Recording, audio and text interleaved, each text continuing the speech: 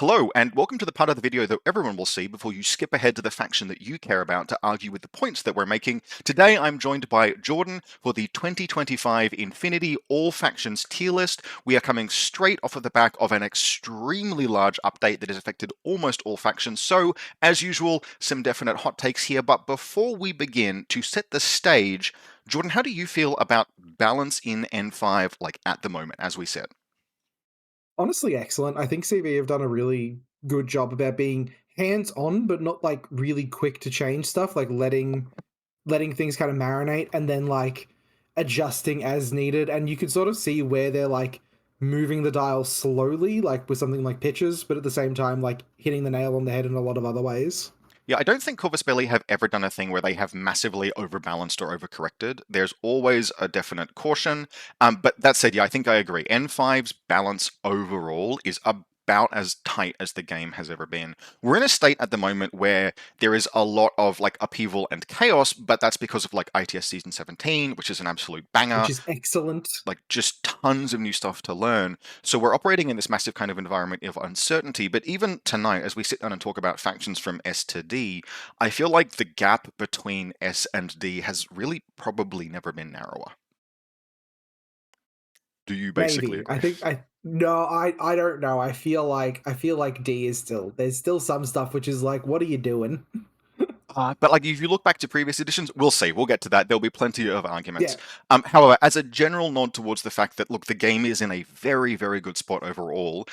We are going to be very much. This is just vibes-based assessment. S to D. What do we think that means? We'll figure it out over the course of this tier list, and we will move things around over the course of this tier list. We are going to try to hold ourselves to an approximate grade on a bell curve model. We are going to try and make B tier actually mean that middle of the road compared to other factions. A, C, D, and S spreading out accordingly. We will see how that holds through to the end of the video, but in an ideal world, you'll skip through to the very end, see the tier list, go, oh yes, that's a normal distribution, and then come back and argue with us how we got there. That's how tier lists work. As a reminder to everyone who is watching this, the purpose of a tier list is to cause arguments on the internet and attract views. Welcome to YouTube and content creation. Now let's crack on in, and we're beginning with probably starting on in fact, a few quite high notes, because we're starting with PanOceania. Jordan, I'm going to rely quite heavily on you for a few of these things, but I would say if N5 is anything, it really has been the edition where, and now PanOceania, it's time for your equal attention cake has been in like very full effect for pretty much all of N5. With what, like two editions of like Nomads and Combined Army getting all of the cake, Pano is like, you know Yep. what, Pano? We took away Liang Kai. You can have some stuff now. It is. I think almost all of PanOceania is extremely fed. You are the vanilla PanOceania expert in the room, and so that is the first faction we will start with. How do you see vanilla PanOceania in N5? Excellent. Just bar none, like maybe like the second or first best faction depend in the game, depending on like how you feel and your particular playstyle. I think there's an incredible amount of flexibility there that wasn't necessarily there in N4, where you were sort of like taking a bunch of mercenaries and a tag and Lian Kai. Now there's a lot of like list identity. And whereas it might have been the top of A before the factions were re-added, stuff like the blocker, I think, has really pushed Pano all the way up over the edge, in my opinion. It is an exceptionally strong faction. N5, look, PanOceania is a wonderful faction. Like almost all of Pano is a wonderful faction to be playing in N5. But like there are maybe two at least PanOceanian factions or sub-factions that just feel like any trace of previous faction limitations have just washed out completely. Like there are going to be factions we'll get to over the course of this where we'll say things like, oh, well, you know, the hacking is a little bit compromised, you can't do much info war, visibility control is a little bit tricky, and those would traditionally have been like, well, PanOceania struggles in that vein, but it has PanOceanian guns to make up for it. In 2025, PanOceania still has like PanOceanian guns that are better than they have ever been, but also has best-in-class visibility control, incredible network projection, good hacking. Like there are hacking factions in PanOceania for about the last week that compete with the very best of Combined Army, and that's just insane. And yeah, so look, I've already plonked PanOceania Vanilla up in S tier. Genuinely outstanding, incredible tags, good heavy infantry, interesting link options, great light options. The low end is really sound. You can do all sorts of things with the faction. It is very, very strong. This is not necessarily a huge If there change. Yep. is if there is a weakness, it is still that like close assault option where you have a motorized bounty hunter, but motorized bounty hunters are in the class of units where like sometimes they will just decide it's your game to win. Mm. You'd have you would have some fucking experience with that one. Yeah, no, that's fair. There is like a close assault point, and like also there are PanOceanian sub factions that will hack better than generic PanOceania.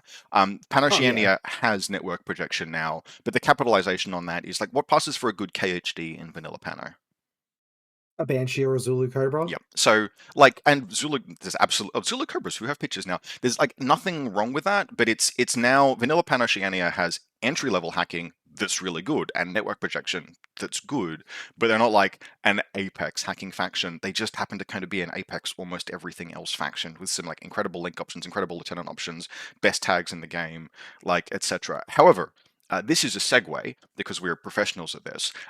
Talking about some of best in class hacking in the game, and this is a sentence I thought I would never fucking say. How do you feel? It How do you feel about military orders? is so good that I get to be positive about military orders for the first time ever. Oh my god, CB, who paid you off? Who who paid off CV for what they did to military orders? It has been Like such a journey. we've been so negative about them in I think every one of our talks about military orders is essentially boiled down to it's a faction that is held up by an exceptional tag and held down by one Fugazi. I've It is been now a faction held up by exceptional hacking and good tag. I have been playing Infinity long enough now to remember when military orders lost access to I think it was like AVA Fusiliers, and losing access to AVA Fusiliers when then like they got the rework and the cheapest lieutenant option became the Knight Commander, and it was just like, well, this fucking sucks. What the hell do we do? And that is an experience that other factions have had very limited quantities. We'll get to next wave when we get to them. But the like that was like the nadir of the military orders experience, and then they've just been like slowly clawing their way like Sisyphus pushing the fucking boulder uphill through like, okay, you're gonna get heavy infantry buffs just a little bit, we're gonna change a few things, oh, N5's around, and you get like heavy infantry are all better now, but you still have to They're all just play. cheaper. They're all cheaper, and it's like, are they there yet? Are military orders there yet? No. Beginning of N5, they're better. Military orders probably playable, and then the October 2025 update dropped, and it's like, okay, so this is the second best hacking faction in the game now. Just Yeah, just flat out. just is better than anything in Nomads. Like Tunguska Yeah. and vanilla Nomads under ideal circumstances can equal military orders, but kind of have worse network projection. So If yeah. you don't believe us, go run the numbers on Gabriel DeFerson and start being very upset. I was like, my initial assessment was okay, cool. Like I wrote some lists. I bashed out a couple of military orders list. I'm like, this is going to need some optimization, but I feel like I can almost for the first time ever in their history just about get everything. But it's like, oh, you're trying to squeeze a gun in, and then Ivory sent through a list. It's like, oh hey, this fits Gabriel DeFerson and Tick Belang, and it's still 15 troopers. Like, this is a good faction now. This is a good Yeah. faction now. Uh, Or like when your worst case scenario of I have to compromise on the gun that I'm taking is I guess I'll play a Knight of the Holy Sepulchre. It's like, oh okay, like and they've got linkable disco balls at a reasonable price. So there's even a way of fighting your way past into melee now. Where give me a number, whereabouts, or give me a ranking. Whereabouts do you think they sit? I think they're an A. I, Like I flat out think they're just excellent now. I think if they had a second Fugazi, it would be almost the top of A, no question. One Fugazi means you still need to make compromises in list construction, but there's like list expression in military orders now that wasn't before. Like we mhm. were talking today with some people, and they're like, "What hacking pieces do you take?" It's like, well, you take like the order sergeant, you link it, and Deferson, and then you can take like a couple of vanity piece hacking pieces if you want. If you want them. Yep. I think there's a little bit of anchoring effect at work here where like it's such a shot in the arm that we are inclined to rate them a little bit higher than they actually are. But I don't have any discomfort putting them in A tier right now. I think they'll end up being shoved sort of like a little bit to the right as the A tier fills out. But yeah, like first time ever. Maybe. What a time to be alive. All right, Neo Terran Capitoline Army. Do you have strong opinions on these ones? I think they are top of A. I think the fact you have AVA2 blockers, they're easily linkable. You link one with a CSU, you let the other one run free range. The Ulan is now just one of the best tags in the game. Like I don't know if you saw the numbers that Tristan was running with the HRL. It kills a Squallos to dead 45% of the time I actually in kind like of one disagree order. with the Ulan HRL as a choice because you are getting like you are paying serious premium for that. I'd much rather just take the flare back. You can yes, and yes, I have seen the numbers on that. Basically, there is an effect that you get that like makes HRLs look really really strong when they're armor piercing continuous on a tag. And then you actually just use the things, and your opponent passes one save, and you go. "Ugh." Whereas the Hmm. damage type, like just force the saves on the flare back, yes, if you're trying to specifically burn a racket to the ground or something like that, the HRL is very effective, but you just get more out of just make two saves. Just pass, like I've hit you twice, just pass two saves, pass four saves against such Yeah. a like a broad, but it's still a very good tag. They've The got fact that you Auxilia. are arguing that the cheaper one is better is like that says everything. Yep. It's a faction with Auxilia. It's a faction with Peacemakers. I love all of those things. I love me Oxbot, simple as. I also Do you think love a that Swissel? okay. So listen, I've had how many games with Neoterra? Look, I've had one game with the Swiss Guard, and it was a game that was always going to be very very difficult to win because I just hard went second against one of the best local players, who was going to land a Greif operator up my butt and just do horrible things with it. And the Swiss Guard still put that entire game on his back and was just like, yeah, no, look, active turn, one dice plus one special die. That's fine because this is going to come up, I think, with Svalorheimer as well. Where the thing about a missile launcher is that you only need to hit once. Like you have this effect with some plus special dice firepower pieces. John Hawkwood's a really good example, where you link John Hawkwood and his K1 sniper, and in reactive turn he's a terror, and then in active turn you roll and you inflict two K1 hits, and you're like, well, I'm going to have to do that six more times. But then you have a missile launcher, and it's like, yes, in fact, I only need to hit once to completely clean you up. And so the Swiss Guard missile is just, there are like, this edition, but especially this update, has introduced, and we're going to see this as a theme, just a bunch of like top shelf ARO, like really strong ARO elements.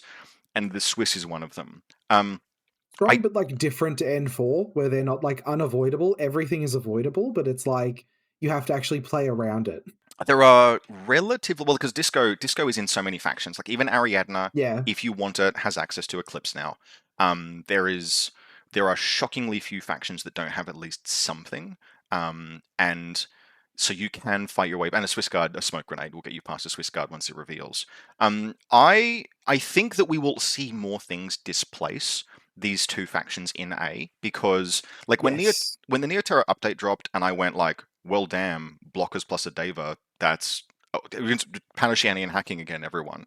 Um, but there are going to be things that will push past them, but it is still a very complete faction. You even have stuff like a 15-point Auxilia forward observer who's remote. The Oxbot, I want to say, is a forward observer as well. Yes, it Is like, is. cool, okay, that's just two, a willpower 12 and a willpower 11 specialist rolling on a button at the same time is better than a willpower 16 specialist. And Especially in this ITS season. and so you've got a faction. The game actually I almost pulled that game against Ed's Tohaa out. It was literally down to I could get an Oxbot but not the Auxilia to a button to flip it in crossing lines that would have pulled the game. Now, in the most Neo-Terran Pan-Oceanian game ending imaginable, I did not succeed the 55% chance, which I was totally happy with. And so the game ended in a draw. But if you can do that with this faction, it is sound. We'll see some things probably push past it over time, but PanOceania is starting out very, very strong. Svalorheimer's Winter Force. I want my house to get firebombed, but I think they're in C. Um, maybe they are not A tier. Absolutely not. They are very No. sound though. Like there's things you can do with them, where it's just like they've got knights, and there are a fair few good knight things. The Yodam is good. You can do a little bit of hacking. I think there's pitches in the faction now. You can have a They've got the Knight of Justice pitches exactly. yep. Locusts have got something as well. Um, you've got the Fusilier linking, like two Fusiliers and a Knight of Justice Hacker is another one of those like get past this motherfucker. Like I'll active turn fight with that. Two special die and one regular die. I only need to hit you once. I Yeah, don't know if they go to C. I think they are probably like bottom of B because I just yeah. no. Sorry, you finish your thought, and I can go after. I feel like everything that you need is there. Like they don't have a drop troop, but they've got good close assault, they've got passable visibility control, they've got specialists. It's like what qualifies as if they can do the things that you need to do to win a game. What is your no they need to be C tier case? I just think they're awkward. I think their links are awkward. I think the lists that end up being built are awkward because the styles of Svalaheimer I've seen have been like a Jotun and 14 wounds, or like no Jotun, but you've got a bunch of like one wound gunfighters that like live like you lose three face to face rolls and 4.5 Swick is dead. Yes, they are still like that. You can put so the Knight of Justice introduces a fairly robust armor 5, BTS 6, but no modifiers, etc. gun. Yeah, no modifiers is what knocks it down for me because Yeah. I'm not as happy active turn fighting with that as I am with a Swiss card, and you're paying comparable price to a Swiss card. Is there anything in Svalaheimer that has a modifier and a gun? It's pretty rare. I think it's all one wound Yep. is the Sorry, problem. a modifier and two wounds and a gun. Yeah, okay. We'll pop them down to C tier because this is a faction with some Yeah, vulnerabilities, but we'll see where things might shift around. Again, we are trying to grade yeah, on a bell curve. yeah. I think the difference between like Svalaheimer and Varuna is what separates them between like B and C, and I Yep. can explain that when we get to Varuna if Okay. that helps. But now, let's go to our second S tier faction of the game, Kestrel fucking Colonial Force. I have opinions on You mean this, the but fucking the dartboard? please tell me your take on Kestrel Colonial Force. It's a fucking dartboard. You put 15 random troopers in a list, and it's like, yeah, this is excellent. I think Kestrel is the only faction in the game where if you plugged it into the infinity random list generator, you will get like bangers every time you click randomize. Yeah, Like like find they've just got a million options for like excellent guns. Like the Griffin is fine. Like when the Griffin is your baseline, right? Like and it gets better from there it. to like the Hectari, the Crux Knight, even drummers. It's an orc with an MSV, and like I think the Yeah. bastard even has courage for some reason, which is what was the one vulnerability that you'd find trying to use an orc as an Overwatch piece? Well, he'll fail his guts rolls and sit down some of the time, and then Kestrel Colonial Force, the Griffin. I got to check this in real time, but I'm pretty sure they have courage. Yep, I got courage. it Why for not? you. Yeah. Okay. Um, let's The just best line troopers in the game. Oh, not even close. Actually, this bears some talking about. Okay, so let's after just being like, yeah, okay, they're a slam dunk S tier and probably the best faction in the game. Let's just put them there now. Let's actually unpick why a little bit because Kestrel is wonderfully designed. Like there are so many pieces in it that are just like, well, that's just awesome. That's great to have access to. But there are things that put a floor under Kestrel, give it like a minimum performance level at all levels of play once a player has got their head even like basically around it. And there are firstly just best in class gunfighting. You can throw a dartboard. Every model that is telegraphed as hey, this is a gunfighting piece you might pick in Kestrel is best in class. Squall also one of the best in class discount tags. Tick Belang is one of the best in class more expensive tags. The Hetkari is best in class heavy infantry, and then the Griffin is like just about best in class generic line heavy infantry kind of trooper. Kestrel's Crux Knight, best in class, jack of all yep. trades.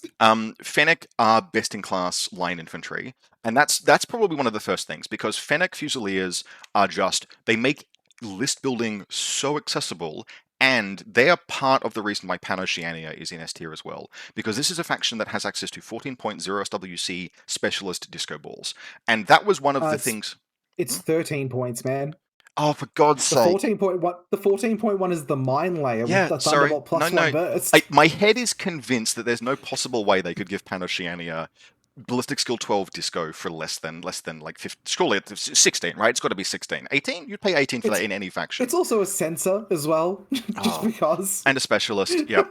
And so that's just that's almost one of the things where it's like, you should maybe, this is a thing that maybe Corvus Belli should probably take a look at. That Fennec in particular, that disco ball, just needs to have guns stapled to him until he costs 18 or 19 points, because access to zero visibility zones in a faction that is like, its entire design ethos is, our guns are the most powerful in the game, but having a plan B for if they fail is a factional weakness. Is like, no, bro, just disco and get onto the objective. Like, I don't even have to use this Just gun. give him a grenade launcher. And that leads into the second thing that is probably the like, hey, if we were just going to dial Kestrel down a little bit, is the Jackal EM grenade launchers. That is the best. No, just jackals. Just I mean, jackals as a okay, whole. sorry, yeah. Oh, This while we're talking about things that are best in class in Kestrel, best in class auto-generating link team, best in class lieutenant. I don't think there's a cheaper Strategos lieutenant than the magistrate, and he's a link fireteam master with 6-point irregulars who are just like randomly high roll good 6-point irregulars with template weapons.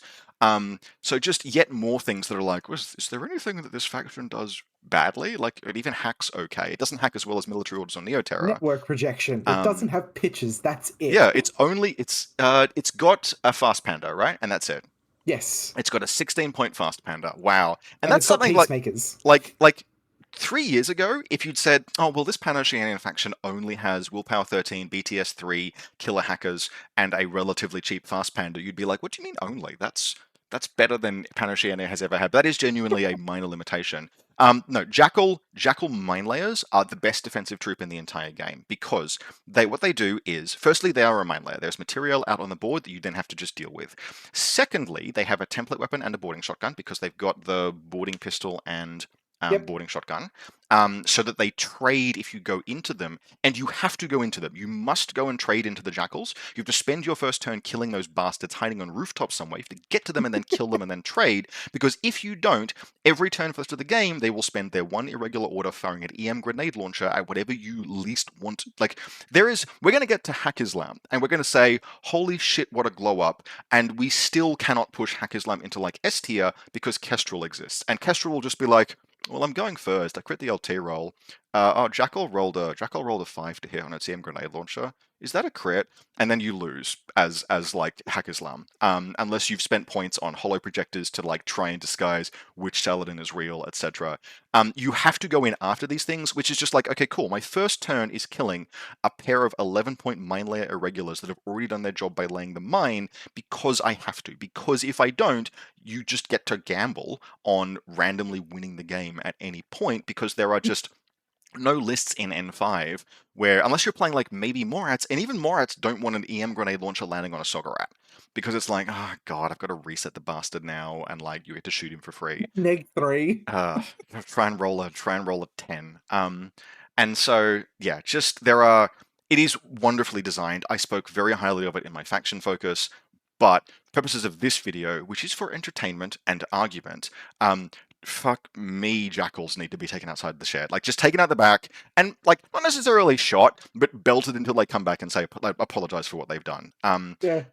It's very, I think Kestrel, like, I can't think of anything that I would say is better than Kestrel in N5. So stylistically, I could see Vanilla Pano potentially being better in the hands of certain people. Like, you vibe more with that as a faction, but on pure factional strength, Kestrel comes out ahead. Yeah, and there is just a note to be made about the game generally. Like, we said this at the very beginning for a reason. The game has basically never been in a more balanced state. Infinity tends the mechanical systems that underpin Infinity lend towards a well-balanced or a difficult to become broken game anyway. And so the fact that Kestrel is an outlier is like, must be read in that context, but also, it is exceptionally strong. For context at BCB, Kestrel lost. Yep. To Tunguska. Yep. So, like, take everything with a grain of salt. Lisanne Valgaib. Yeah, Lisanne Valgaib. Shoutouts to the Banshee as well, which is low-key, I think, one of one of the keystone pieces, like, holding that faction together. The fact it does like half the classified deck on its own, solves a lot of problems that Pano have traditionally had. Until very recently, I would probably have said that the Banshee was like just the hey, listen. If you need a drop troop, it's probably the best one to take, just in terms of like it's cheap and it does all of these things. That has changed with the release of a couple of different factions, but one of those is the re-release of Acontecimento, where like has many things that are going for it, but one of them is that Akal Commandos might be the best drop troop in the entire game, I think. Um, However, as a general, we'll get to them in a moment. As a general, where would you put Shock Army of Acontecimento? I think they sit in B. I don't know where in B. I don't know where they'll end up in B, but I think they sit in B. How do I you feel about them? I am inclined to say bottom, like middle to bottom. They're almost a perfect middle power where they have factional weaknesses, they have factional strengths. You don't ever quite get every single thing that you want in a list. There are some things that are notably missing, and one of them is that I think they are the only PanOceanian faction to lack disco balls. And they instead have the only visibility control. There's like literally the only visibility control is the OG Garda de Assalto Ballistic Skill 11 Eclipse Grenade Launcher on the Oxbot. But Yep. accepting that, hey, this is the only Pan-Oceanian faction with anything resembling visibility control issues because every other Pan-Oceanian faction gets to just walk past you if they want to now, the rest of the faction is just really sound. Like, it's just really Yeah, like the sound. trade-off for that is that they get fucking Scylla. Yep. Even like Dart is they've got the Pan-Oceanian Beast Hunter. Dart is genuinely. I don't think Nagas are very difficult to fit in lists these days. I don't think they've aged into They N5 are. particularly well. But No. Dart is a 36-point mine layer specialist who does a bunch of cool different things. You've They have stapled enough things to Dart to where it's like, okay, fine, we'll start taking her yeah, I again. will put her in lists now. Um, She's a specialist now. You've Like, she okay, does fine. she's the do everything like the Contento's identity used to be that you had this like nice closed loop midfield where you could do like everything that you wanted. With you'd have like the Naga mine layer, the Mm, Naga specialist, you'd have Dart to hunt enemy skirmishers, you'd have a peacemaker to support them. Now you just have Dart, but she's the do everything midfield. She just does it all by herself. yeah. They've got Would guard. you Oh yeah, go. would you like to talk about the Knights of Montesa here, or do you want to do that in Varuna, where I think they shine the Yeah, I most? mean, we didn't even mention it in military orders, but fuck, talk about a glow up. I mean, they weren't a unit that needed a glow up exactly. Let's talk about them here. What is your opinion on the Okay, Knight of Montesa? the Knight of Montesa FTO paramedic is maybe like the one of the best paramedics in the game. I think it Like, might like in that archetype of like heavy infantry warband. I think it just is the best in the game. yeah, it's insane. Like, why is it 20 points? Yeah, in an edition where that type of warband has almost never been better. The little asterisk being, hey, friend, no cover, limited cover matters now. They are just remarkable. They're remarkably difficult to kill. They've got Ballistic Sight +1 special die. They've got Mimetism. They've got a Blitzen and a boarding shotgun. They fight in close combat. They are just insane. They're even 6-2. No, they're 4-4. That's something. They are 4-4. Yep, they are 4-4, but they're like armor 4, BTS 6, and it's 20 points for an FTO paramedic that you could just use as a like, I'm just gonna throw this guy. I'm just put him in a link team and have him on like medium range Overwatch or short range He's a Overwatch. harmacist, Yeah, yep. And and then he's whip 13. oh, yeah, and a 13 with 13 specialist. Pan-Oceanian weaknesses. Remember those? Remember those were a thing? The rest of the faction has like it's got good medium infantry. The Guardia de Assalto are finally. I have this aversion to +1 burst HRLs because they consistently let me down. But even the Guardia de Assalto is going to like he's Ballistic Skill 15 with Mimetism. He'll land enough hits. He's super cool. We've got Dragos and Tikbalangs in this faction. You've got Scylla. Bagmarie are solid, like they're fine. They're an NCO. It's good to have an NCO in a faction. Akal They went Commandos, upper point of ballistic skill as well. yep. Akal Commandos, I think, are the best. Like that 21-point Akal Commando, I think, is the best drop troop in the entire game. The specialist operative with the Special, +1 burst boarding shotgun. specialist operative, +1 burst boarding shotgun, D charges, EMCCW, ballistic skill 13, 21 Oh, the points. deployable repeater too. Yep, and he's an elite troop. So you know how we're talking about how the Banshee Yeah. does half of the classifieds. The Akal Commando is just better. This is just Like like the only thing he's lacking is a visor basically for yep, the whole shebang. yep. So yeah, look, but it's a faction with no disco, and the hacking Nope. is limited. Yep. Like the Acontecimento Outside of regular. Scylla. Yep, and she's cool, but you do have to you have to index into her. You don't just sort of like get her for free. And the ARO, I think the era of the Acontecimento Sapper Sniper, like they're fine. But in Yes. N5 2025 October, they're just fine. Like there are Yes. active turn guns that will eat them alive that are being taken because you have to put down shit like the Tartary Army Corps Artillery Park. So yeah, I Can't wait think till we talk about them. if there's a faction that represents the middle power of Infinity, it's probably Acontecimento. Yeah. Now, one I'm not sure I could about see. is Varuna. Where do we pitch Varuna? So where like I think the awkwardness of Svalaheimer exists, where you're either taking a tag, you're either taxed a tag or an orc if you want like a 2 wound gun. In Varuna, it feels like less of a tax because instead of paying 80 something points for a Yodam, you pay 60 points for a A Squallow? Squallos. Yep. And instead of paying for just a orc that has climbing plus, you get a orc that has stealth and warhorse instead. It's yeah, Varuna. The Varuna orcs have like spent their time in the gym. They're not Griffin, but they're probably like next best. They're like damn close. Can you can link one of those? Yeah, they're undertow as well. So you just take an orc and a Yeah, Montesa Knight, and you're like, oh hey, that's a duo. That's a duo. Orc HMG and a Knight of Montesa yeah. FTO. Does that just do everything? That seems fine. That seems Then good. like yeah, then like speaking of duos, you can duo fucking Kamau with the Knight of Montessa as well. Kamau have like 3 different profiles that are all excellent. Yep. They are 1 wound, so just be careful. Like, don't try and fight silly things with them. Use your 2 wound guns for that. You've got like Helots, I think, are just even better in this edition than they were last edition. I have a theory that the non-camo Helots encourage even worse misplays from opponents than the camo ones did. I think the camo ones are still kind of a core factional strength because the thing about Yes. it's what you get down to is if you have a linked healot, you have a very good ARO piece. If you have a camouflage healot, you have a materially less dangerous ARO piece, except that it always takes at least one more order to kill. And Yes. that's the like there's such a difference in that because if you have these three of these little gremlins and every one of them takes the orders that you will spend to move up to see it and then to discover it and then you fail the discover roll and it's just like oh god now I've got to do that all over again.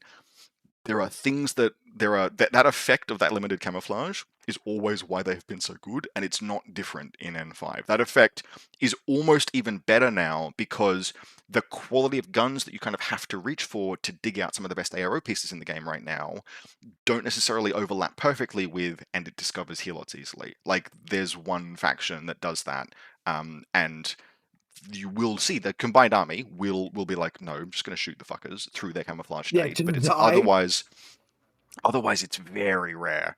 Um, the hackings is so I think they play the Zulu Cobra game where it's like, nope, I'm going to stay in camouflage and I'm going to reveal in my turn, shoot a picture out, Trinity you, and then go back into camouflage. They play an asymmetric hacking game quite well. And like low key, that Zulu Cobra lieutenant is like actually like probably one of the best lieutenants in the faction. I mean, you just take a Fusilier much of the time, but there's absolutely nothing wrong with him. He can go and do various different interesting crimes. Um, I I think they sit very close to a Condimento though. Like Yeah. they have a few things that Condimento doesn't. A Condimento has a few things that they don't. I like the defenses. Like I like how helots are just. It's just nice to have. They're not Jackal Mine layers, but they are still a very nice defensive element. You've got some really sweet links, and yeah, the Montesa Knight if the Montesa Knight gets nerfed, like Varuna will definitely shift to the right because Oh, big that's time. such a powerful profile. But Yep. the faction broadly can build just a really clean defensive setup, and then you can usually squeeze in the offensive elements to make perfectly good use of if your opponents try and force you to go first. There's somewhere I think left or right of a Condimento. What do you think? I think I like them a little more than the Cemento because if you Yep. want to do unfair things with your guns, Varuna do more unfair things with their guns. Okay. Yep. I'm down with that. So we've got a front-loaded Pan-Oceanian spread, but I am impressed that in only half an hour we've gotten through the first faction. We're doing well to keep to the approximate limit of about 4 minutes per faction, Don't before say that, we Rob. Don't say that out loud. before we head into Yu Ching. Now, Yu Ching is the Eternal Ret Challenger, and you have been talking my ear off for like the last week, basically saying that you think vanilla Yu Ching is just about S tier. So sell They're me on fucking that. excellent. What don't they have? Like in the lists I've sent you, other than like the Dockerby, where like he's like shaking a little bit, she should be a hideout. What are the lists lacking? You have one of the most par excellent guns in the game, both active and reactive with the Yanho, who has immunity arm for some reason because bioimmunity is gone now. You have like one of the best mobile guns in the game with the with Susan. Like you've got the Zensha, which is just one of the best specialists in the game now, I think. The Venture Hacker is very solid. Yeah. Yeah. I don't think they escape the event horizon from A to S. Like those lists, and like the Yu Ching list archetype is, hey, it's N5. We get two fairly premium heavy infantry. Like you need to usually you'll need to pick two of your choice of Sujan, Haktao, Moang potentially, Yanhuo, Heite if you can't afford the Yanhuo. Heite, there is a genuine case for Heite over the Yanhuo, Heite but definitely. immunity, like it's, do you like points and tactical awareness or immunity, armor, and burst? And there is, and Warhorse, I want to say is on the. I mean, I've got a list that very comfortably has a Moang, a Susan, and a Yanho in it. Yep, okay. That's, yeah, because some of the lists you've been sending me, you've splashed up to the Hack Tower to have the Mimetism 6, Surprise Attack, Ballistic Skill 14. Yeah, Um, because I'm a slut for the Swiss Guard. Yep. The you all of them feel complete. All of them feel complete. None of them feel like they escape into that like S tier of like sheer spikes. Like even the Yanhuo, for example, love me Yanhuo. Not only is it my favorite model in Infinity, just about. I think there's one model that might have pipped it, and that is the extremely extra Next Wave Juggernaut. But like the Yanhuo, just as a miniature, is awesome. But just as a like, yeah, cool. It's a HRMC on a cheap platform that survives multiple face-to-face rolls. Can't ask for more than that. But it's also like it's not inherently unfair. It's not like, well, this is just completely like it doesn't break the math of the game in I any mean, particular have way. you ever shot a HMG at 32, 33 inches with a HRMC before? That Yeah, feels unfair. yeah. That's player skill. Getting range bands correct or not getting them correct and losing the game because you feed three more mayors to Chusa, just to pick an example completely at random, is that's player skill. And some of us lack that some of the time. But yeah, look, because I have control of the keyboard for now. The other You have thing control is of the keyboard. What about Gudan? How are Gudan not they're getting you fine. over the They're fine. line? They're good. They're excellent. What do you They're mean they're fine? yeah. They're excellent. They are part of what pushes Yuching toward the upper end of A. Absolutely. They are reasonably priced reticle orders that just give you a little bit of insulation against a deployment zone penetration. That's very good to have. A fair The bit of insulation. Not yeah a little bit, a yeah yeah. fair bit of insulation. Having something that tells Achilles to piss off is really nice. The what like it's everything like there are so many things about Yuching that are like, oh, that's okay, but they've got it, right? It's the, oh, that's all right, but it's in the faction. You've got good warbands. In fact, look, frankly, I like Shell and Monks a lot. There's like tons of things that I like a lot, but the whole package is like, yep, there are 15 things in here. This list is 15 good things. They're all cool. The faction doesn't have to compromise. Like that's one of the things that makes an A tier faction is that you put the list together and you're like, I had to trim one thing, and otherwise there just haven't really been any compromises. But there's a difference between that and the S tier list building experience. Like you can't throw a dartboard in Yuching and end up with a coherent list. You don't just like the Yuching list build experience is not cackling maniacally. It is this like careful and considered, like, we're putting this in here and this in here, and we're organizing our groups just so I'm definitely willing to accept the argument that they're an outstanding faction. Like this is why I currently have it on top of A. I don't know But you, I'm cackling yeah. maniacally. Oh, I mean, fair enough. The Sujan can't get stealth anymore. It's not that. It's not that era of ITS. We get. Let me put it this way: if we're grading on a bell curve and we can have two or three things maximum in S tier, would you put Vanilla Yuching over either of the things in S tier already? I would put them on equal footing with Vanilla With the Pano. Mifala. Okay, fair enough. I So, think it can yep. go either because you're trading like a little bit of like the gun. You're trading a little bit of the gun for having actual warbands. Mhm. And Yep. like the Shaolin monks are excellent. So here's what we're going to do. We're going to put them here for now. If we end up with three, A if we end up with three things in D tier, vanilla Yuching will stay there. If we end up with two things in D tier, vanilla Yuching will shift down. We will see how it goes.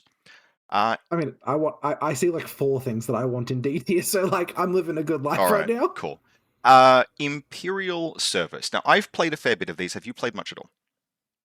I haven't played a lot of them. I did watch Imperial Service get beaten by Vasily Plushenko and ARO. That's that is absolutely a thing that can happen. They are, and Yeah, so I have takes here.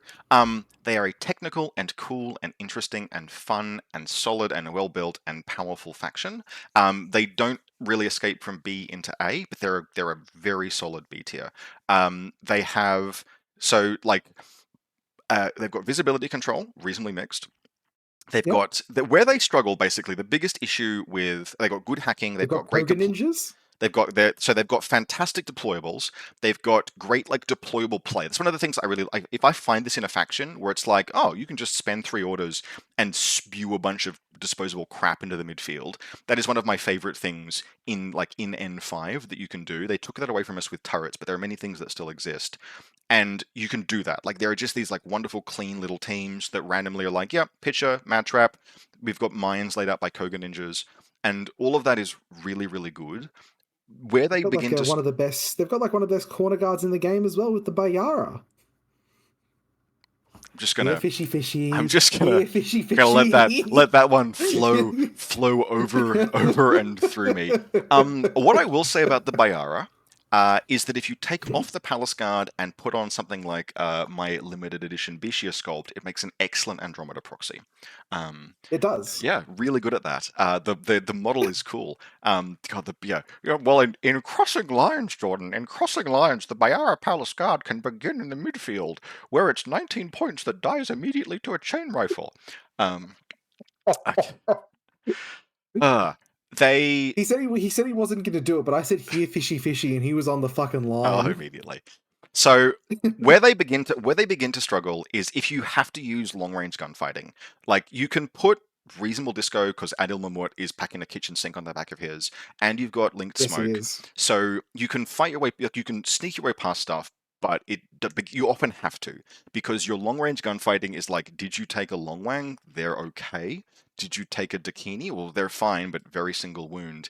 And then everything begins to just like fall back in range bands. There isn't that much like a Wooming APHMG is ballistic skill 13, and you are not getting him up to 14 easily. And he has As someone we're both very fond of would say, painfully ballistic skill painfully 13. ballistic skill 13. And then the second thing about Imperial Service is that as a faction, it is just like addicted to electromagnetic and to a lesser extent adhesive. And like EM weapons are really good, and there are a whole subset of targets where EM weapons just land and you're like, haha, get wrecked, nerd. Your tag has been bricked. But for every target like that in the game, there is just There's some more random. rats. There's Morats. There's some random. Like Warhorse is a skill that is being handed out a lot because of how common ballistic skill -3 is, right? N5 has a much broader spectrum of ways that you can stack modifiers and ways that you can ignore those modifiers. And being the EM, like probably the game's premier electromagnetic faction, in an edition where it's like, yeah, just hey, look, it's another thing. We just put Warhorse on this. We put Warhorse on this as well. Is like, you just ran a crackot through 2 EM mines and triggered the adhesive mad trap and passed the save. That was a lot of points that I spent on those things. Okay, cool. I think they sit definitely still. There's enough awesome and cool stuff in Imperial Service that they sit in the Varuna Acontecimiento space because the cool stuff is really, What really is cool. awesome and cool enough that is keeping them out of sea?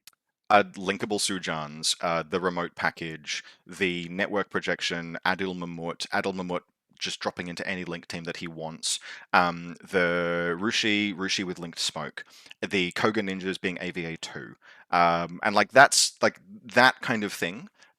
Is once you learn, particularly once you learn how to play Koga ninjas and you get access to the full package of their abilities, where it's 6-2 good melee under a camo state, and then randomly just having that game where you're like, uh-huh, I'm gonna ARO with this camouflage marker, and you fire off an EM carbine shot with decent ballistic skill at like 15 inches. I would consider them compared to like Svalaheimer, for example, and they're pretty close. Compared to Svalaheimer, they have strengths that spike up in interesting ways. Um, whereas Valorheimer is more like you feel the constraints of Valorheimer being single wound gunfighting dudes. Oh, the Sien Warrior. So that's the other. If the Sien Warrior is one of the few guns in faction that is keeping them. If they didn't have that, I would probably pop them down a rank. But they are sitting like very Also, close. just like one of the most par excellent duos in the game of the Dakini HMG plus a Dava Plus the killer Deva. hacker. Yep, yep. So they're sitting in and around this space, right? Very very middle power, but with them it's cool strengths and cool weaknesses. Um, Oh, all right. I have too much history with Invincible Army to have a strong to have strong opinions on them. What do you think about Invincible Army? I think they're in B tier. Yep, whereabouts? I think ahead of, I think they might be the top of B right now. They have got just sort of a lot of really good results in Australia. Hmm. But Australia always apparently is just an outlier to the rest of the world. You look at a lot of the lists and it can sometimes feel a bit like vanilla light, but then sometimes you see, it turns out, right, when you add two Gudon to an Invincible Army pain train, it actually gets you somewhere. Two Gudon and a new Zencha. Yep. Because the Zencha can actually like deal with the hackers. I definitely think they mostly represent as look, this is just vanilla Yuching with the serial numbers filed off. But then you can build the pain. If you want to, you can build the pain train link. You can link a hide. That one of the differences is that you can link your damn hideout to get +1 special Yes, buy you on can. pitches. That is actually very meaningful. Yeah, I think look, I spent so long being like, this faction sucks, and the second that you run into a hacking network, you're in trouble. Tinbot -6 will not last you forever. And if you lean very hard into the link, the heavy infantry link, to an extent that's still true. But yeah, the heavy infantry link is now insulated from a turn one attack by some Gudan, which really makes a difference. And it's cheap enough now, and you have the Zenchas, and yeah, I think B tier. I think sitting in and around. I'm always going to kind of put them somewhere like in between Varuna. Like if I look at a Varuna list versus an Invincible Army list, I feel probably more respect. Um, but it is very Is that much just a you thing though? yes, because I have one of the best Verona players in the country in my local meta. It is absolutely a me thing. Yeah. But like the Knight of having to like I think about what I have to do to deal with an Invincible Army list, and I think about what I have to do with a Varuna list to deal with, and there are more steps to jump through. There are more points of failure against Varuna, even if when the gunfighting happens, 2/3 of the time it's going to be against a single wound Kamau. Um, but Mm. it's like this is good company. Like this is like sound. This is a sound place to be. They're they're in happy they're a happy place to be. Yep. Uh, White Banner. What do you think? I I don't know. I've been brain rotted by Ivory too much about White Banner.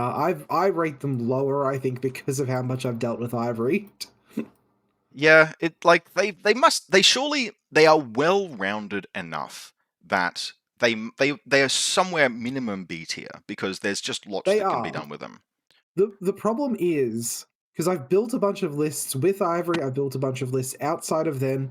Once you move away from that link team, you start kind of wondering what you're doing because then you're like, I'll take a AP Spitfire Daofei and squint my eyes and pretend that it's a hack towel. They are very mono build. Yes, you have that one cool heavy infantry link, and then you splash things, and they have no issue filling out 15 troopers. There's all sorts of No, like, not at you you all. put you put Lang Kai in, you might even put Jing Kuo in if you're feeling like you can waste a few points. You get your Shaolin monks. You can chuck in the Captain Baldy if you want, and it all kind of works. But there's one archetype with a bunch of fuzziness on the tail end of it. There are not Yeah, multiple ways to build. There, like if your opponent because you roll up with White Banner and you say, I'm playing White Banner, your opponent is able to probably predict 70% of your list and can play accordingly. if not more of it, I think and that then that is something that affects the power of a faction, right? That level of predict, even though it's like it's good, it's mono build. I think that puts yeah, them somewhere in and around B and C tier. yeah, I think part of the issue is as well is that mono build is like outside like other than like a lot of other mono build factions, that mono build is still like pretty exceptional because it Mm, has everything you sort of need, yep. which I think buys it a seat probably on either side of on either side of Invincible Army, maybe. I think I mean, this is partially new shiny effect. I think I would put them on the other side of Acontecimiento at least. Okay, I think yeah, the because it's sort of like as soon as you try and build a list too, and you're like, I'm not going to use the link. I want to like spend 100 points elsewhere. You're like, am I taking a Guija? Like, Blue wolves are really good. They're solid. I've had like a, Yeah. I had like an actual discussion. It wasn't actually with Ivory. It might have been with someone else when they were like, "Do I take a second Daofei?" And I'm like, "Oh, Oh, you're buddy, off the deep end. You're off the deep end at that point. like you've gone, you've gone somewhere." Especially with like the nerf to pitches as well, because like, what is it? A Dokkaebi is BS 12, right? And won't be benefiting So from bonuses from +1 ballistic skill. It'll just be +1 special no, attack. they won't. So then you're sort of doing what I was doing with fucking almost doing what I was doing with Bitten Kiss and N4, where you're like throwing the first pitcher is like a 45% chance to go down or something similar. Mm. 45, 55, God, something in that range. there's an awful lot of stuff in this faction that we just don't care about. Like Yeah. genuinely, you can just scroll on down through so many different things here, and then be like, like, how you know what, actually, I genuinely forgot that this was a faction that had access to Guilang skirmishes.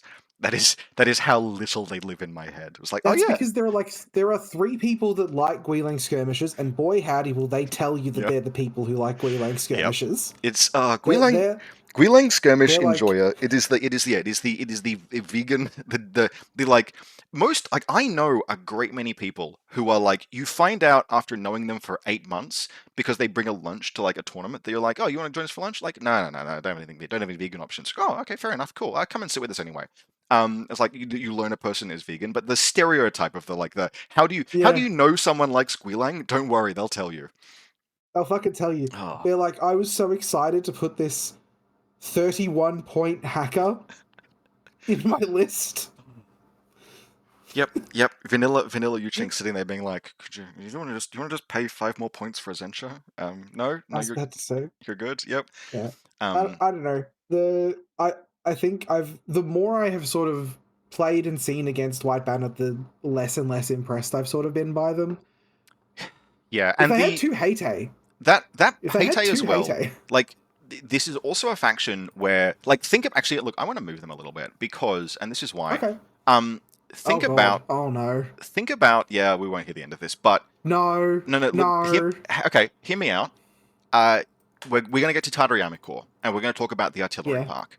And tell me what a Yeah. Herte does against, like if you're playing White Banner, and you're just like, Yeah. I've failed the first face-to-face roll and lost a wound on the Herte against one of these A linked Vistral. neurokinetic Vistrals. Do you take the fight a second time, or do you start like ratting your way through the game, trying to hack Ariadna and remotes, in the hopes of putting them I down? punch it with Liang Kai or a monk.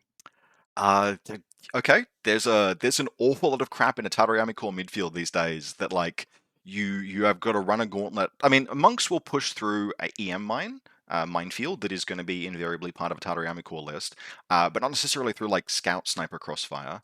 And you have to reach the back of the enemy deployment zone to do that. But yeah, you try and punch it with a monk. Like you have to fall back on that as a plan.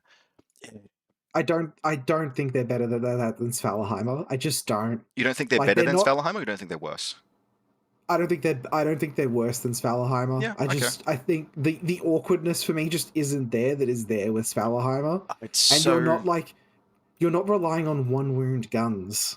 No, but you are relying on a no modifiers gun, especially if Yeah, you're but taking the you have the option to take that fight entirely asymmetrically should you yeah. decide to do so. Yeah, and I think they're at a point where like White Banner play moving into 2026 is going to have to really just muscle up and be like, nope, we got to throw smoke grenades and like lean on the Shaolin monks a lot. Like you're going to see primary combat groups if you're not already seeing this, and frankly you probably can because you can put a lot of Shaolin monks in this faction.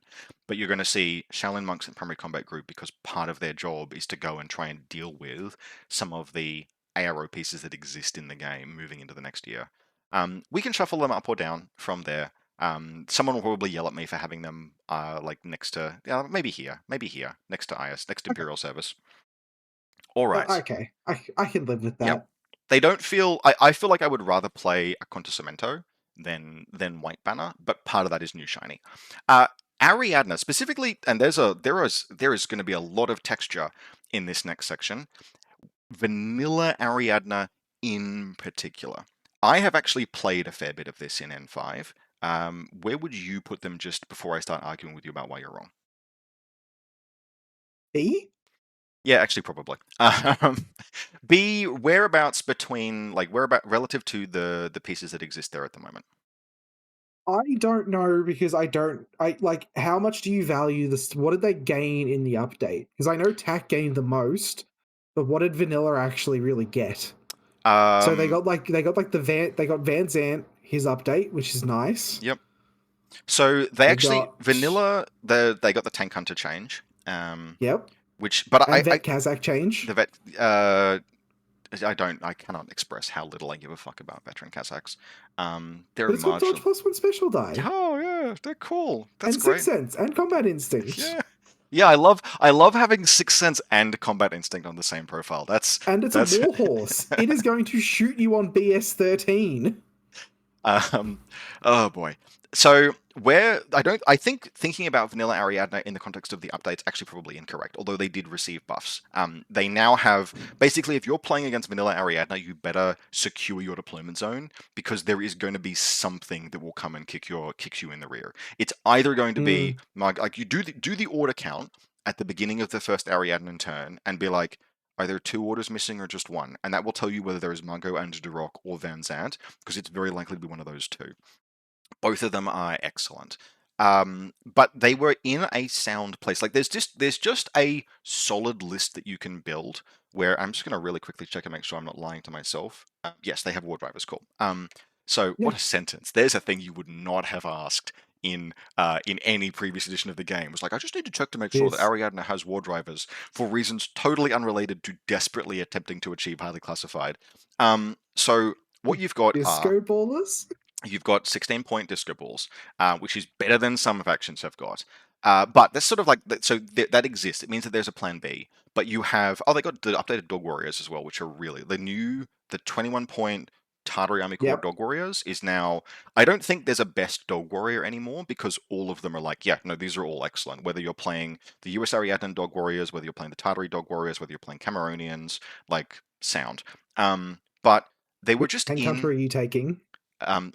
the vanilla Ariadna was in this position where you can take because you're taking the Key Revolt Patrol because they're just cheap and Yeah. good, you're getting an engineer. Yes. Because you're getting an engineer, you can easily flash in a Vistral and even other stuff if you want. So you've got like you just these little like this works with this works with this works with this. My combat group is not particularly strained, and then I build the rest of the list out. It's probably a bit optimistic actually. I think probably here, like they're on the far side of a Contosamento still, but there are people were beginning to find the like strengths and the edges and the ways to make them work. I had a bunch of games with Ariadna where like four I games know you deep, and I did. was I was finally figuring out how to use Margot and Duroc, and it's like, oh, these are really powerful. I And think they now have higher highs than a Cemento. where they are limited is that you do still have the simplest way to solve many problems in Infinity is to shoot it until it's dead. And Mm, vanilla Ariadna doesn't really like you have some guns and they better be enough. Um I think they sit on the far side of a Contosamento, but in and around. They're playing in the B tier with yeah. factions like White Banner. Um French are our next faction, and I am less certain, but I have a hunch I would put them somewhere like C tier. What do you think? So Nick from Loss of Lieutenant has actually played some games of French, Hmm. and his take was that they are more playable than they were, but they are still a like your personality faction. Yep. They are They they are, to use the phrase again, painfully single wound. yep. But once you have accepted that they can. I'm Just just put gonna them in brace D. myself. I'm just gonna say it. I'm just gonna say it. I'm gonna say it. Yeah. The Anaconda is playable. It's Um, 2 wounds. It's a it's second wound. yeah. It's look. Here is the thing about the Anaconda. I have had people on my ass. Like every time I mention a bull track, you will have the like, but it's armor 5 and immunity armor, which means that it's nearly as good as armor 10. And you're just like, that's not how any of that works.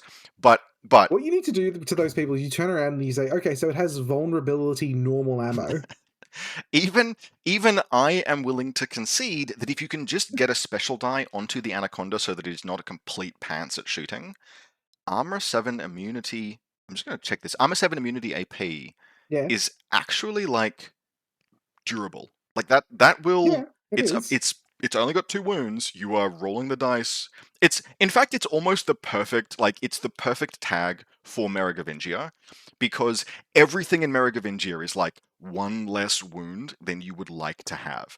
They are a faction of single wound heavy infantry, so of course they are the faction of the 2 wound tag, but it's it's playable.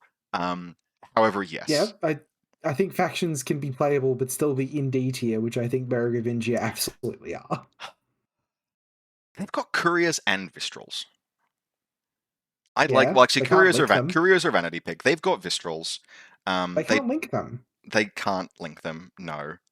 They can technically link couriers, but not in any way that is meaningful. Well, I don't know if they are D tier. But I am willing to move them there over the course of. I think there is enough stuff in Merovingia. God, chasseurs are mediocre these days. We're gonna I think you're put. deluding yourself. Yeah, I probably am. But if they are D tier, they're top. Like they're sitting somewhere in and around C minus D If plus. they are D tier, they are probably the top of D tier. Yeah, I would There say might that. be one thing if I get my way, there might be one thing above them, but I don't think I'm going to get my way. All right. We're going to put them here for the sake of trying to broadly balance this curve that we're building, because we're about to load the top end out a little bit more with Tartary Army Corps. You have some Oh, opinions here. did you ever want? Were you a kid who liked playing with your tank toys? Ah, Boy, howdy, can you play with some tanks in Tartary Army Corps now, boys?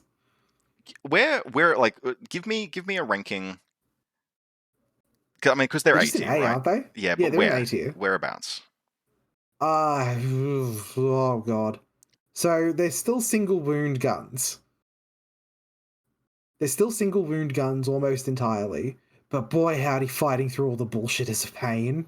Yeah, I think I don't think we should put them here. Like if this was just No, vibes, I don't think like so. if this was how much does Rob personally vibe with a faction, um, I would put them here. But I don't. Rob vibes with them because he's a horrible little fucking gremlin man. I have written some lists, and like I don't actually think it's correct to take 2 Vistrals. I think you take something that links with a Vistral and 1 Vistral, and you're like, cool, deal with this. You can absolutely take 2. You can harass them. They've got like one of the best things about Vanilla Ariadna is the Dynamo duo, and you get that here as well. They're Well, really they buff dynamos too. they're really lacking. I don't know, God, this is. I think they are probably above military orders. Okay. I think they are above military order because it's so I clean to build for them. Like yeah, everything. Hmm? I think they're gonna like comfortably be the bottom two of A tier as military orders and tack. Yeah, it's they're so easy to build for because you've got all of this stuff that is sub 30 points, and then wonderful stuff that's like 15 points, and then wonderful stuff that's 8 points, and you've got 7 point regular orders. They are a cleaner build for. They peak higher. Like compared to Neoterra, Neoterra can be Yeah. like I can spam Oxbots and I can go wide with a little bit of gunfighting, but I probably don't because I have access to Swiss Guard and Uhlans. So Neoterra can have a high and a low, like a good low end and a good high end, whereas whereas the Vistral Army Corps, whereas Tartary really, I like that kind of list where it's like this is 15 troopers that are all doing a cool thing for my battle plan, and You like the I am a horrible little goblin man crouching in the mud. yes, absolutely. And the like I was already a fan of scouts. I would willingly have admitted that they were like a vanity pick, not bad, but like a little bit of a vanity pick before the update. But giving the Hmm. mine layer scout just mine layer 2 with EM mines and armor piercing on they don't have bad range bands. There is this thing with where you're running particularly like multiple camouflage pieces where part of why we began, and by we I mean I because I'm a gremlin, began to put guided missiles into Ariadna is so that you could walk forward SAS, and if your opponent declared discover, you'd forward observe them and missile them. But scouts just cut out the missile middleman. They cut out the missile man. If you discover a So scout, it just fucking beans you. yeah, Rob. So it's not an AP sniper rifle. It's a T2 sniper rifle with BS attack AP. Yes. It's yeah, and it's not even a sniper rifle. It doesn't actually have that extreme long range. They are merely good from 0 to 32 inches because you've got the silence pistol, and then as soon as the silence pistol falls off, you just have the Ohotnik. Yes, it is burst 2. It's No, a weapon it's of no, it is a T2 sniper rifle, the mine layer one, isn't it? Oh, is it? God, fucking I know. I like Ohotniks. I'm pretty sure they're all Ohotniks. But we have to check this live and therefore fill the dead Oh air. no, So it isn't a hot nick. yeah, You are yeah, correct. yeah. My There apologies. is a sniper on the scout somewhere, but you're generally looking for the Ohotnik profiles. Yeah, Yeah, there's a T2 sniper rifle profile. There's also a T2 boarding shotgun, but you are generally it's taking an the AP or hot nick. you're taking the Ohotnik forward observer and the Ohotnik mine layer, and 28 points is not cheap, but that is 28 points that I will spend on because they've all got silenced pistols. They've got lots going on. They're elite troops with decharges. Um, but compared to Neoterra, which has got peak top end, peak bottom end, and pretty reasonable middle, everything in And second wound. I have second wounds on my Vistrals, thank you very much. And And I have your third veteran wounds on my Dog Warriors. and your veteran Kazakh is no wound in cap and shock immune now. I You're don't know being how much very I'm. no, you're being so mean to the veteran Kazakh. Go read that profile, right, and tell me It's that a fine. BS13, It's fine. Combat Instinct, 45. Sixth It's Sense, and 45 points. Warhorse, It's 45 points. and It's an awful lot. I might take one. there. I mean, I might take one. I'm also maybe taking one of those new tank hunters because that's a Which profile. one? The meme, the ascended meme, right? The +1 special die, It's +1 just special so die autocannon. good. It's hard to it's hard to overestimate how much of a big deal the special die is compared to like if that had been It a +1 is. burst autocannon, it'd have been like okay, fine, hilarious, whatever. But because it's +1 special die, every camouflage marker, and there will be decoys, right? I will be butting off Strelok decoys to stand on Yeah, rooftops in my DZ, and one of them, maybe two, he's gonna be a is going to tank. be a tank hunter autocannon, and you must respect that It's because just it's it's it's just the meme from the Matrix. Dodge this. this. I have written a list that begins with 4 models with autocannons, and then be like, okay, that's very funny, but we can't play that. Um, I as a yeah, No, I want to do this to make many people upset. For now, I will respect your wishes and put them here. Cosmoflot is up next. I need to take on Cosmoflot.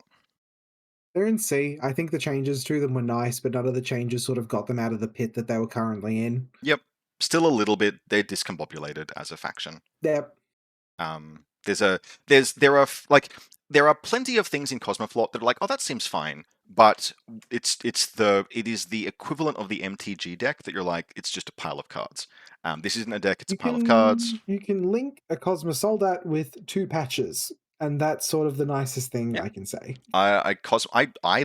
I like. I mean, nothing wrong with a Cosmosol that. You might even take two Yeah. because you're trying to find other things. I like that the previous dedicated ARO piece, Volcalax, are now like, no, actually, they kind of go hard in comp. They're an assault trooper now, except the problem with that Yeah. is I don't want to pay like that's not actually a good role. Volcalax are now much more better set up to do the rule, that like to reflect what they're supposed to be thematically. The highest BTS in Ariadna too, probably. Like, yeah, randomly BTS 6. Um, Yep. just for some that yeah, cool. Because that's going to really matter because your immunity arm, not immunity shock. So a viral round is going to clean you up. But you're a BTS 6, maybe not. Yeah, I think so. They're C tier. They Yeah, don't fall 100%. into D because there's stuff there of quality. But Yes. you got to really like. Whereas Kestrel is a dartboard. When you're doing list construction, Cosmoflot are 52 pickup. Yeah. Yep, just like, oh god, I hope this is something that's good. Uh, Cosmos Soldat, we're going digging. Caledonian Highlander Army. Would you like to just tell the audience what happened to you recently, Rob? Okay, Or yep. I have played some games with Caledonia Highlander Army, and I definitely had an experience which is not reflective of how they should be played. I wrote the list with three more mayors, and I went, "Huh, this list has three more mayors. That's hilarious." And I sat down for a game against Next Wave, and it was an illegal Next Wave list because it was running 9-point Echidrons, and my opponent, as their reserve drop, deployed Chusa, and I went, that seems like a problem for my BTS 0 immunity armor model. That's a plasma sniper with neurokinetics.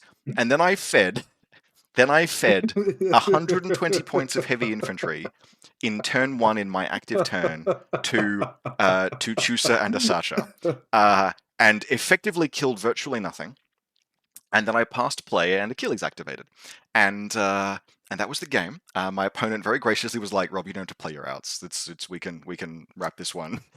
I had one. I spent one order on turn two where my multi sniper armed Sacha walked around and shot Achilles in the back of the head from 17 inches away, missed both shots, and then he turned around.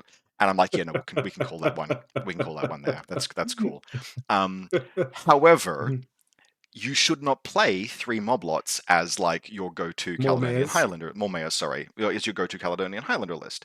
You should No one play should play 3 mob lots. no one. I mean, moblots are cheap enough that you actually could play three of them, definitely, but a lot of tactical awareness there.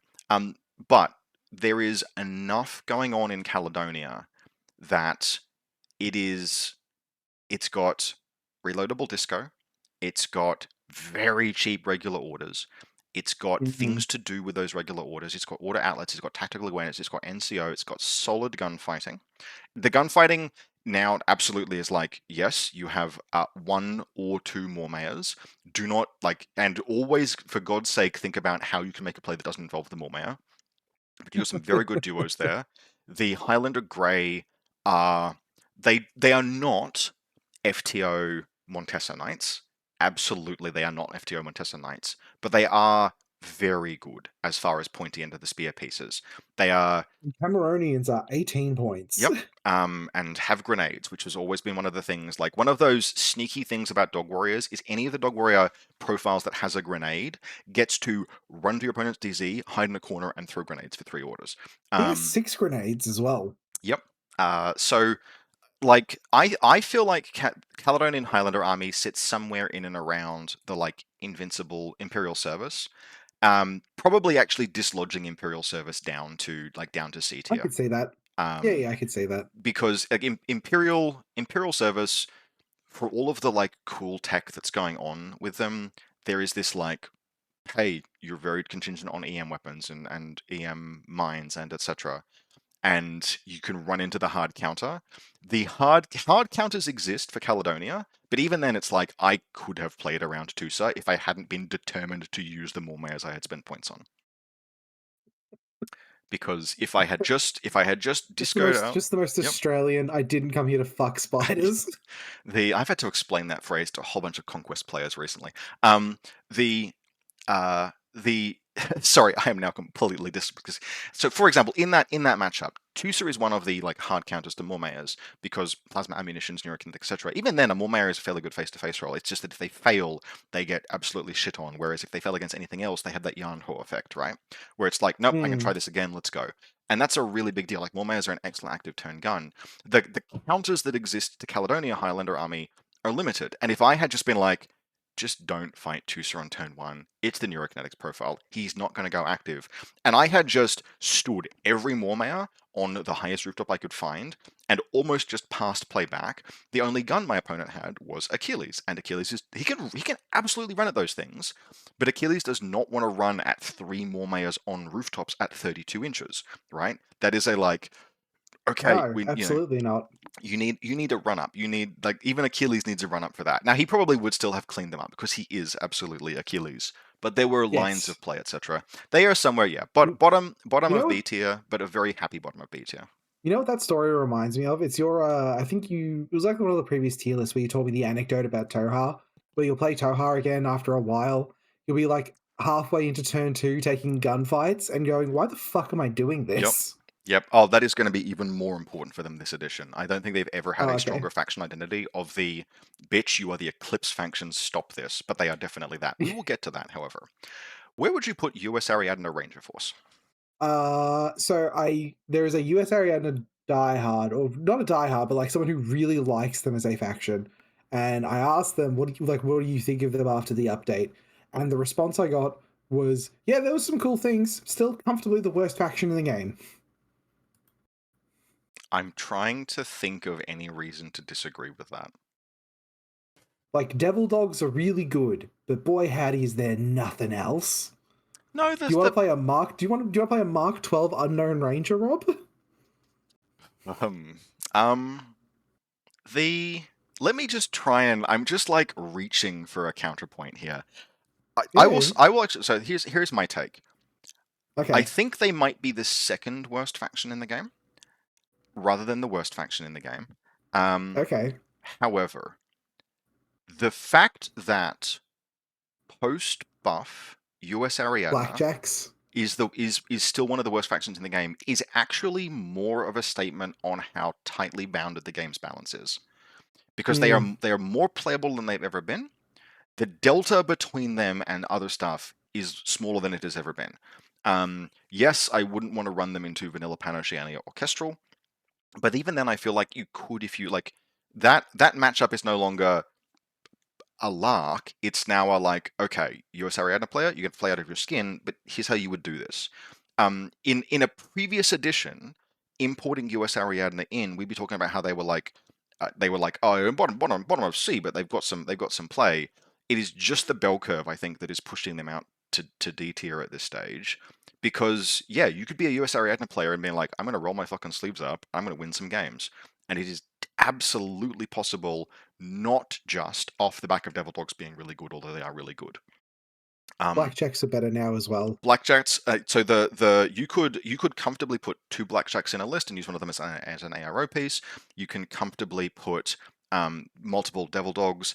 I think the Minutemen with +1 special die, they are very single wound. I am not as hot on them as some people are, but there is some play there. The midfield also has significantly improved because +1 special die on the hard case tactical bows, which I am 90% sure that they have got, and I'm going to check in real time because God Yes, help they me if I'm do. I'm wrong. looking at them now. They've got +1 special die. That does things for AROs that are actually really significant because you've now got this midfield that consists of an Ariad and Beast Hunter, a Foxtrot Mine Layer, a Foxtrot Forward Observer, and a hard case. And that's like the Foxtrot Mine Layer emerging in N5 by itself that's a really big deal because now you have some Fog of War. The US Ariadna midfield is now actually like, no, some of these will, like the hard cases will drop out of ARO and take two shots at you if you give them a free shot, because 2 dice on a tactical bow is actually scary as an ARO piece. Like, not terrifying, but if you just They're walk into, BS11, Rob. yeah, but it's the you want Mimetism 3 camouflage markers that could be a mine or could be a model which, if you walk into the open with a link team, will mess you up, right? That's all you want. And they are a 12 Mm. point regular. You take one and you just have the option of using it. Hard cases are irregular, Rob. They're not Yeah. regular. Yeah, it's 12 point. Yes, I'm aware that they are an irregular. I wouldn't take more than one, and I would consider them like you start running into irregular budget issues where it's like, Beast Like Hunter as well. immediately, because you got Desperados as well and Devil Dogs. Yeah, you start pushing yourself with that setup into, well, that's 5 irregular troopers. Maybe we cut the Beast Hunter, but like, And Saladin is not waving a US flag, Rob. the point I am trying to make is, yeah, one of the worst factions in the game, and yet they are playable, which is pretty impressive, all things considered. But we will Yeah. leave them. We will leave them there, taking a walk in the light green in D tier. Before we move on to another surprise emergence of Vanilla Haqqislam. Vanilla Oh, I'm not going to Haqqislam. say anything, Rob. Just go, No, please. I mean, no, really, I'm going to need a moment. If everyone would please just mute the video for a moment while I make a noise. No. Okay, so the obvious change. Vanilla Hack Islam have always been in a position where it's like, this is a good faction, but there are some constraints here. This is a good faction. One of those is that you would like take. One of the constraints is that unless Rob is the one setting up the tables, boy howdy does Haqqislam not like tables Yeah, sometimes. and that is still absolutely a factor. Actually, just as a point to make, that is still a thing that Haqqislam has to deal with. In fact, almost more so because you're now starting to put pieces into your list that really want terrain to hide behind because they are fat. But one of the things, like Haqqislam were the faction that taught me about limits to how many irregulars you could take, where you want to put like 4 or 5 or 6 or 7 into a list, and you just can't, no matter what you do, because you just disrupt your ability to execute a cohesive plan. And there was always this line where it's like, look, I'm taking Saladin. He's got +1 command token, and he moves models between groups for free. So I've got like 2 more command tokens, usually, maybe 3 over the course of the game, that can convert irregular orders regular, which is going to take 1 more irregular trooper. So I can maybe push up to 5. And then the update happened, and he just gained inspiring leadership, which is one of the best rules in the fucking game. And so now you can just do whatever the hell you want in a Haqqislam list. You just spin the wheel. You select, drop down, select irregular, spin the wheel, put all of those into your list, and then you cut them over the course, and then you add everything else in that you want, and you cut back irregulars until you're at 15 troopers and 300 points. And that is genuinely like, that's transformative. That is shockingly transformative. Like, that makes such a difference to how the faction can play and list build for. What we haven't seen yet, or at least I haven't seen yet, is what the mature end state of that list looks like and how varied it could be. I think the answer is it can be quite varied because Saladin is just one model and there are a ton of irregulars that you can take. And the pieces that you can use to cover everything you need to accomplish in a game are also quite varied. The immediate, like the first list that I wrote was Saladin, 3 tags, and 11 irregulars. That's not a good list, but it's very funny. What will follow, I think, is a very solid faction, but finding what that is like not with like we're still feeling our way towards that. The vehicles are both really good now. They cover They different. are. Oh my god, the Hatham, I love him. He's my son. I I am a big fan of both because this is not a faction. One of the things that is still a limitation on Haqqislam is that they don't easily generate eclipse zones. Like there are disco balls in this faction, but they are all like the easiest one to access is on a 21-point Odalisk, who is actually Yeah. shockingly not like that's not terrible. Like if you just need that, Di- Diomedes has sent the screenshot of the odalisks with that profile circled, I think about 10 times in various servers. very reasonably. You can do a Haris team of Odalisk Disco Ball, Odalisk Paramedic, and then like a Janissary, and that's a fire team. That's got +1 special die and disco and a paramedic and some like weird and interesting close assault. Although, like to be honest, making close assaults with the submachine gun armed Odalisks is like maybe I could not take the paramedic and instead take Yeah. one of the good ones, but then that's a little tricky. So there's like finding them. I don't yet know what the mature state of Haqqislam looks like, other than there is such an enormous wealth of potential in the faction that just like literally hasn't existed previously. I'm Yeah. still in the like, ha ha ha, I just have 50 points spare. Boom, Mega Rebagard, because it's baggage for the former Talia that I'm taking. That is not mature end state. So finding our way toward that, I am not confident in giving them a ranking yet, other than that it is sure as hell somewhere in A tier. And I Yeah, definitely. think it's probably to the left of Neoterra. Maybe. I'm gonna put you on the spot here, Rob, because I'm gonna send one of the groups of people after us that love coming after us. How do you Uh, feel about Hunzikits, Rob? I think they're eminently playable now that I have inspiring leadership. I think they are an asset to the faction because they are no longer a colossal drain on your available irregular budget.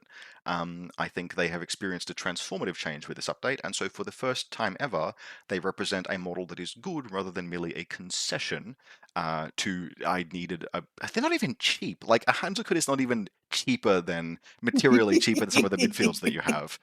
But yeah, particularly with further pulling back of pitcher range bands, The Hassassin I Burrito was has about to never. say the Breed has suffered because the Breed were like trying to do fair pitches. Yep. Anything trying to throw out a fair pitcher has suffered greatly. Um, since yeah, so like this update and previous in N5, and so having a deployable repeater in the midfield who is a specialist who has a little bit of ability to trade. Do I love paying the points for that? That I am. I think she's 18 or 19. No, but that's affordable for what you get. An absolute worst case, these a 15-point forward observer specialist profile. Sometimes that's just what you need to do a mission, and that's totally I have okay with Saladin. I have one more question. Yes. Are you deploying multiple Saladins, or are you deploying one Saladin and saying, "Come at me, bro"? I am okay. Every list that I've written so far, because Kestrel Colonial Force exists, has included a Bashi Bazook that at some point during list construction I've gotten greedy and cut. But it is probably incorrect to do so. I think you probably should take a Bashi. If you're just building an all-comers list for a tournament, you should probably take a Bashi Bazook. Because just put down the 4 Saladins, just because chain of command is useless, right? That's the thing to recognize when you do Yeah, this list archetype, and you're and not you're putting a put Havser in. Yeah, you're and not putting a Havser you're in. not putting chain of command into this list because it's like, oh cool, chain of command has triggered. However, your list is effectively unless of lieutenant for the rest of the game anyway because these pieces are all irregular, and so you have to keep Saladin from dying.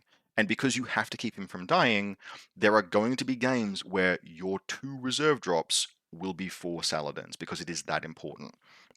And with that Yep. in mind, I think like for tournament play, just find the 13 to 15 points. Bashi bazooks are okay. 13 points for a regular order that gives you that level of like insulation, and who, if you find that you don't need it, is coincidentally a parachutist specialist with a contender, is fine. Just fit them in. Just fit in the Bashi. It's too painful to like you roll up and you're like, what are you playing? Kestrel.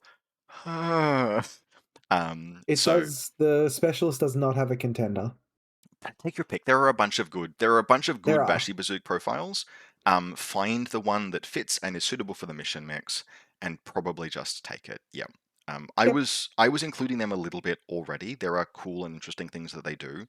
The best performance I've had from one is that it shot a Teutonic Knight in the back of walked on, shot a Teutonic in the back of the head, did 2 wounds with a contender, and then it was just like a gremlin for the rest of the game.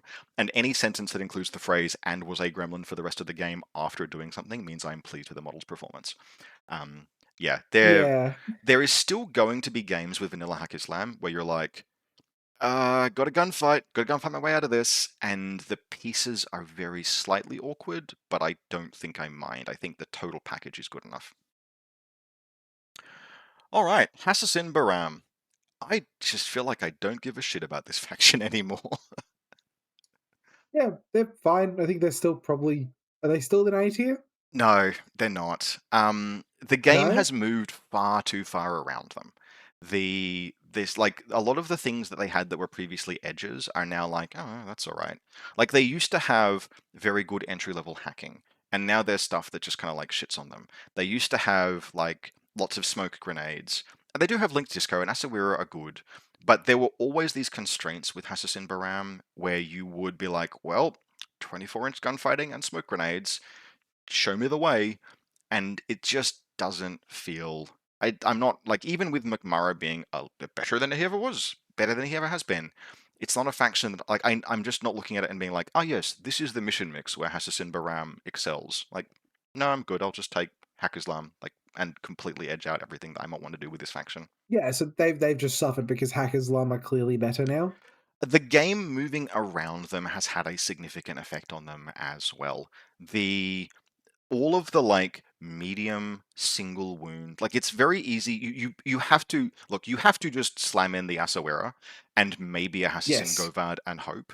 And Asawera are still very good, but this is an edition where there are tons of like incredible single wound, incredible multi wound heavy infantry. The Asawera boarding shotgun is a profile that I love. Compare it to a Montesa FTO, and you're like, is the FTO Montesa half the? No, he's not half the price, but he's like he's the FTO. So the FTO Montesa is 20. The Asawira with disco balls and the Asawira Spitfire between the two of them run to very close to 70 points. You need something to staple them to form a fire team. In fact, 70 The points. Spitfire is 38 points, and Exactly 70. the The disco Disco ball is Baller 32. is Yeah. Yeah. You're paying 70 points for a pair of heavy infantry that don't have visual modifiers and are themselves vulnerable to visual modifiers. Now they're 6/2 and they have frenzy. Um, and that's some of the high watermark in the faction. Like the hacking is okay. Has the whole asymmetric skirmish game is really cool as well, but it's got the hidden deployment no marker state. Like there are people who actually do like really love that ambush, right? Harambush playstyle, and it is still Yeah. very unique. Actually, I think that means we have to It's pull them up to C because that is a unique offering that almost no other faction can do. Um, I just don't personally like. Okay, what was cool. it? You fool! You didn't realize the Laseek was deployed on top of the Shuj on top of the, Top of the nadir, yeah. All right, and then cool. Well, Saddam Hussein is at the bottom. yeah, yeah. It's like, all right, cool. They're all there, and they like, and the AR is ballistic skill 13, and it's The all, AR's good. Actually, yeah, we've had to come around. The AR's yep, good. oh, absolutely. He has been good since the beginning of this edition. Yes, he has. I just, it's like it's somewhere around here. Like it would be Somewhere unfair around there. to put them, you know. Are they better than Vanilla Ariadna? No, I don't. Oh, that's a really good question. They feel like they have fewer sharp edges, but maybe the ambush warrants more than it does. Maybe something like this. We can adjust that in future. Um, Sure. Kwapu Kalki. This is a faction with some hair on its chest. Have you played with or against them much at all? No, but I know. So again, Nick from Loss of Lieutenant seems to make this a bit of a habit of his. He's played a fair bit of them, and he likes them quite a bit. I like them a lot. Yeah, They're just transformed since previous editions. There was always like they were never a faction that necessarily fell to the absolute depths, but you always had to kind of work with them. And when you would put all of this effort into Kapu Kauki, and you would get linked Janbazans, and you'd be like, that's it, that's what I've got. it And was basically as good as an N4 Yagat. and but there is so much now in Kapu that's like that's cool, that's cool, that's cool. That like even iguana is it's not the no the iguana. The iguana is a fantastic tag, like truly fantastic.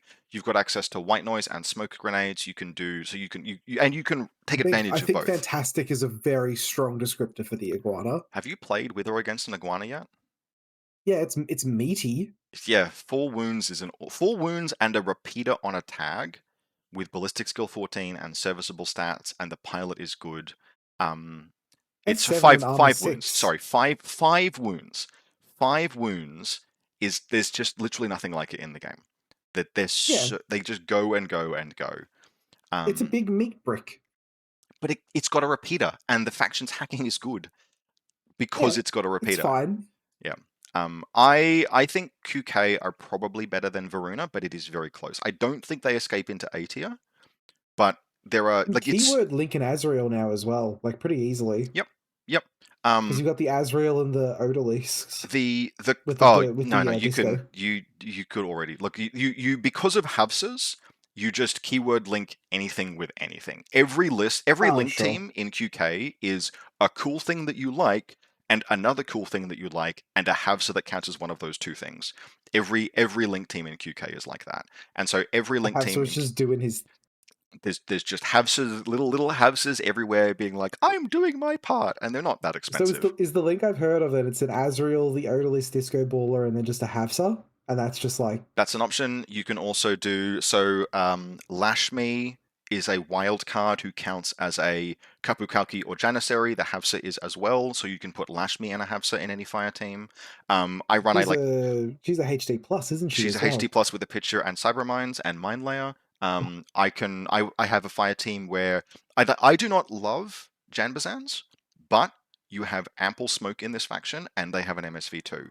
And so what you can do is you can have one fire team that's got a burst 5 Janbazan HMG, and if your opponent is vulnerable to smoke shooting, you smoke shoot, and then you have another fire team that is an Azrael, and if your opponent is vulnerable to white noise shooting, you throw up white noise and then the Azrael just cranks them.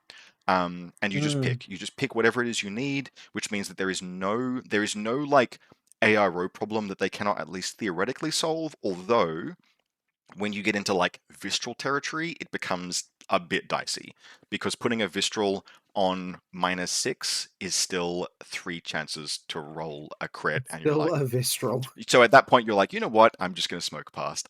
We're cool. I'm good. Let's just do this a different way. I'll pay the toll. But they can do that because they've got 6-point Yarn Yarns. Specialists Yep, everywhere. Yarns. They've got +1 order lieutenant profile now and serviceable NCOs in the faction, which means that you're easily hitting, like your average QK list will hit 18 orders just at the canter, just fine. Yeah. Yeah, very, very solid. Do they have, like, they're shockingly close to military orders. Like, I don't know if they get into A I tier. don't think they get into A tier. They don't have a tick belang of Montesa. It's No. really close. Like, it's very, very, very close. We will see where we need to put pieces here to have a perfect curve by the end of this.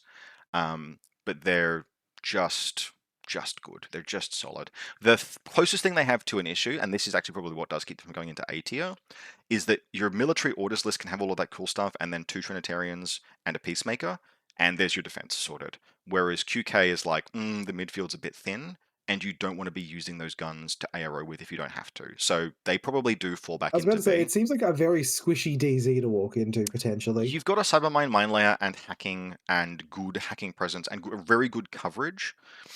What you don't have is, like, something has What to... happens when the Shaolin monk walks into your DZ? You just shoot it with a gun. Like, that's what you have to do. You have to just put up a crossfire with your linked Azrael, and that invariably is it. Where you have to with QK, you must use your active turn guns also as reactive pieces, and there's just that bit of discomfort there where it's like, I would love to not to have to do that. You can, because an Azrael with a special die is an Azrael with a special die, but basically to round out the defense, you start exposing your active turn pieces. Alrighty. Rama Task Force. Their vehicle is better than it's ever been. Yep. And I think we have finally solved the Rama Task Force defense problem, which is your second combat group includes 2 Thunderbolt Shehabs, and you just do that. Just pay the troll toll, you put an engineer, you start your lists with 2 Shehabs and an engineer, and you just accept that your second combat group's job is to die and be resurrected over and over to buy you time. Sisyphean, if you would. Say that one again? Sisyphean? Sisyphean. Yeah. I think they are C tier still. I'm not going to take pronunciation gab from you, fucking Mr. Shazvas Ti. I got picked recently on saying Gamut incorrectly. I think I pronounced it Gamut, runs the Gamut, rather than runs the Gamut. And yeah, whatever. I don't care. I read that in a book. They sit very close to Imperial Service, where there is cool stuff that you can do in Rama Task Force. Genuinely cool stuff that you can do in Rama Yes. Task Force. But the troll toll that you pay to get there leaves just a little bit less in the faction to do things.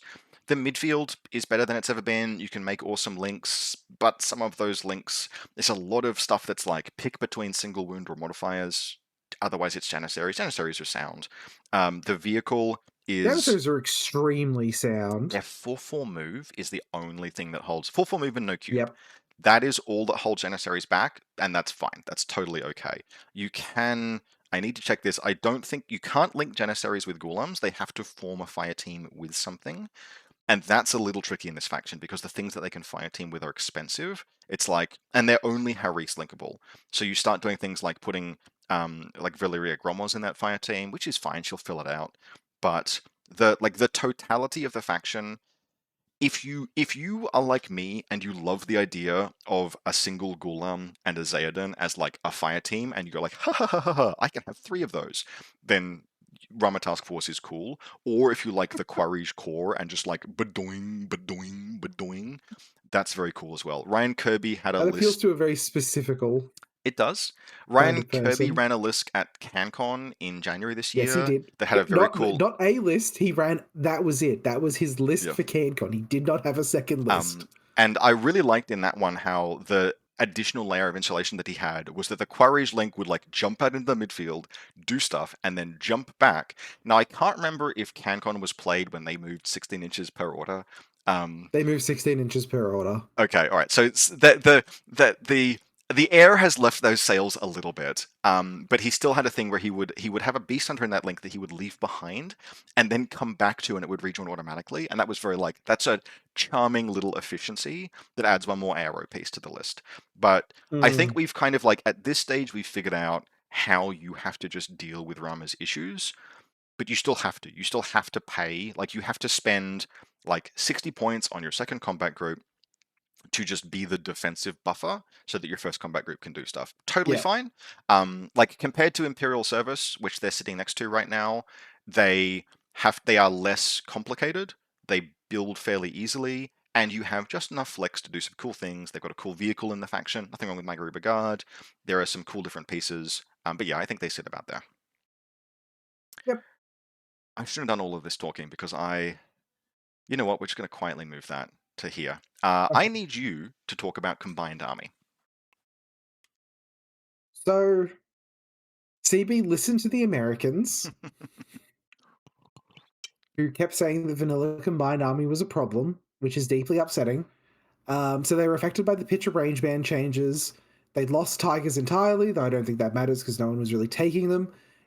So the Icadron nerf was something that was like years of being deserved. Yeah, Icadrons have been too good for like the entirety of N4 and N5, I'm and they trying to also remember if lost they. a Yeah, go. they also lost the other flash pulse bot that Shazvasti took it in the divorce. Yep. But as a counterpoint, your aspects now move 6-2.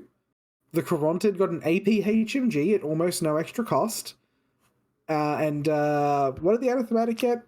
Also 6-2. I need to just pause for a second and make sure I'm not going mad because I read the patch notes and I Yeah. and I'm like 90% that the patch notes said Anathematic and Carontid have had points readjusted and are 6-2 move. And I went, given the other changes, that's quite powerful and welcome.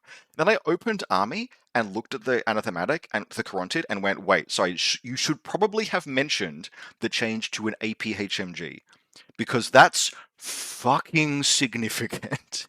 I didn't see I that think in the patch notes. it got one more point expensive, I think. The Carontid, let me double check because I can go to Human Sphere really It, quickly. it doesn't matter how much more expensive it got. It has an APHMG now.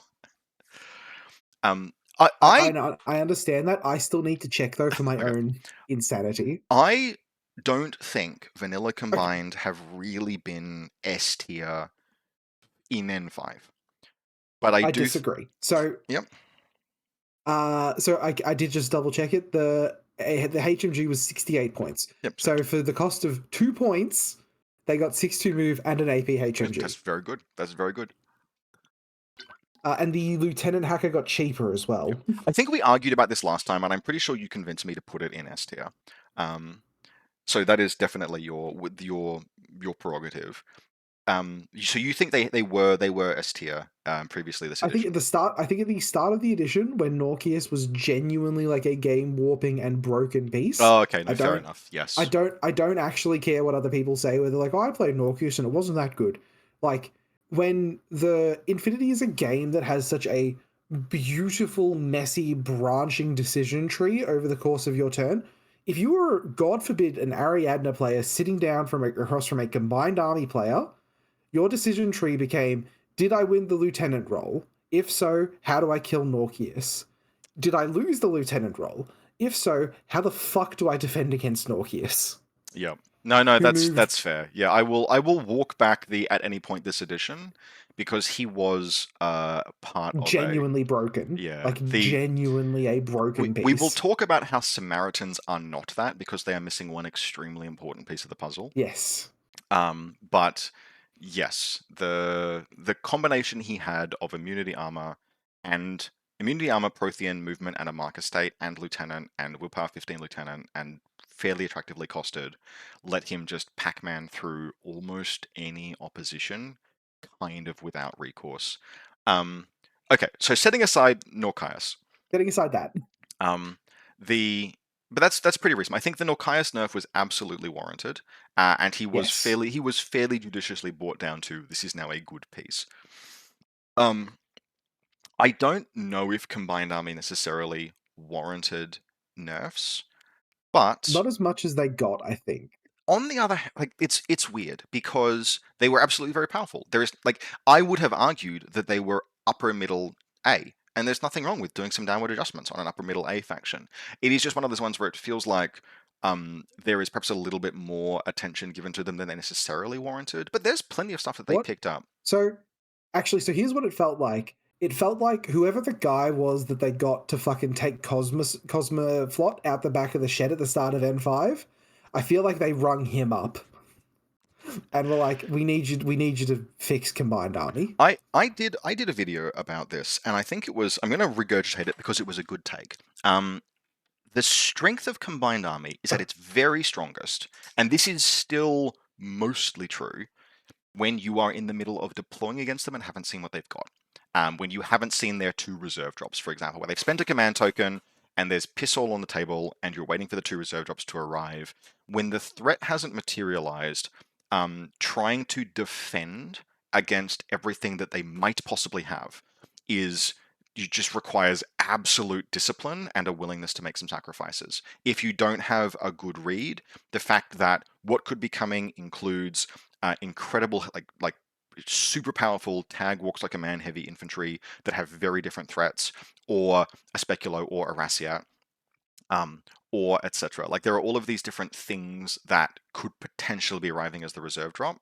I think that, and that's one of the like that made them strong because trying to defend against all of that would result in making compromises, and those compromises, when whatever it was that was going to appear materialized, those compromises could be weak points, where if you over defended against a speculo and what they had was just monkeys charging at you, you were going to be in trouble. Yeah, If you over defended against a rassiat and what they had was a speculo, like etc.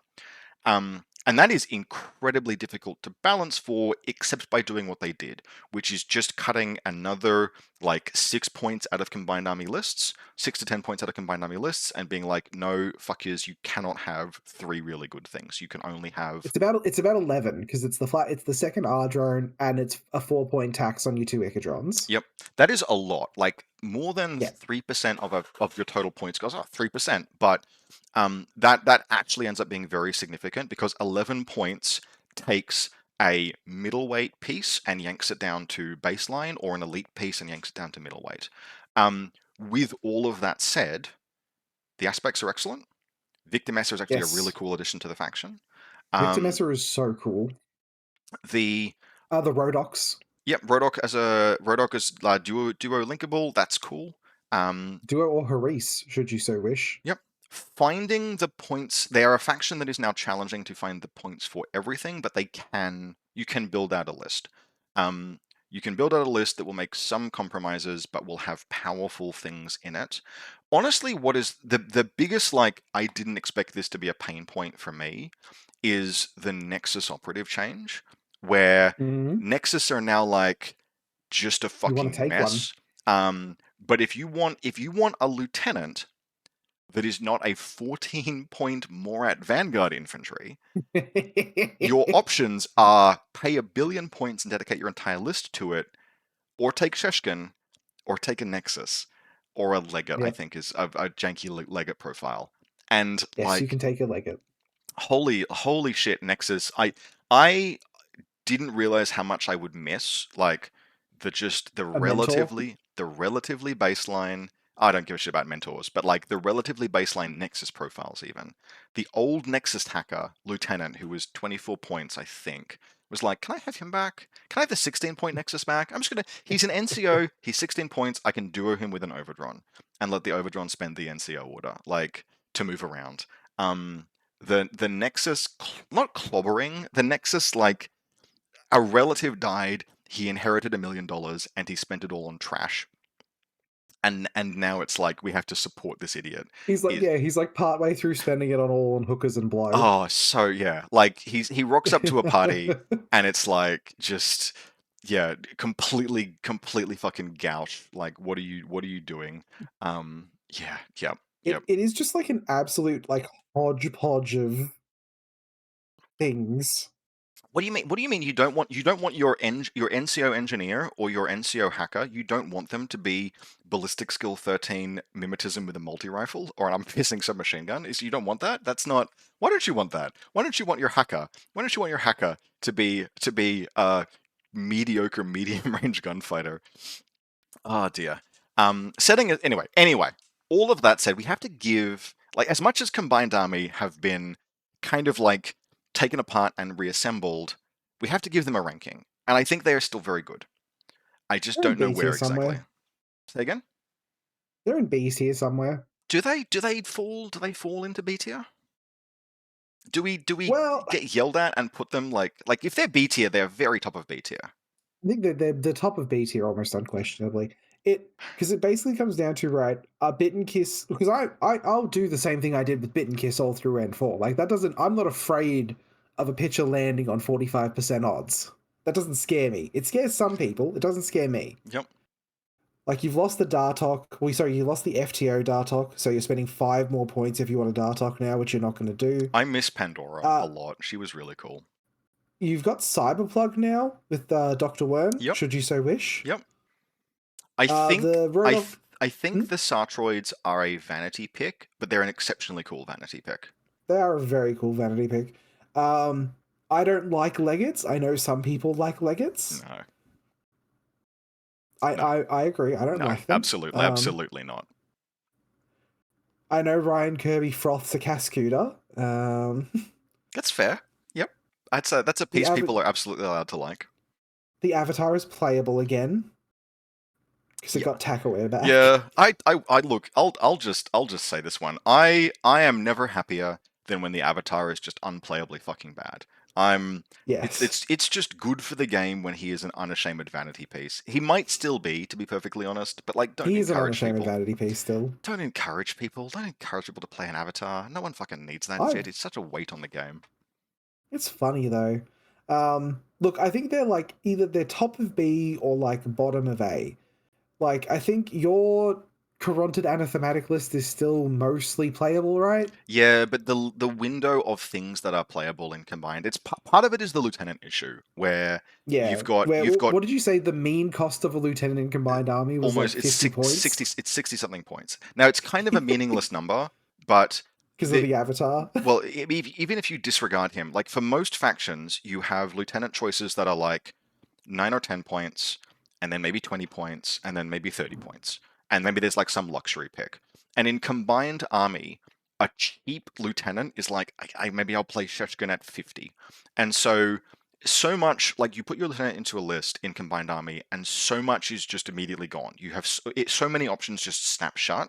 And it's like, Oh yeah. I'm not unhappy to have an anathematic or a corrupted APHMG in a list. Those pieces slap. However, they are more expensive than most tags and they're armor 5. And they're awesome. Like they're fantastic. But they should be. And Did you Ulan is 70 points. yeah. Did you see do you like Lockie Summers' take that the anathematic is now a close assault piece? I didn't see that. I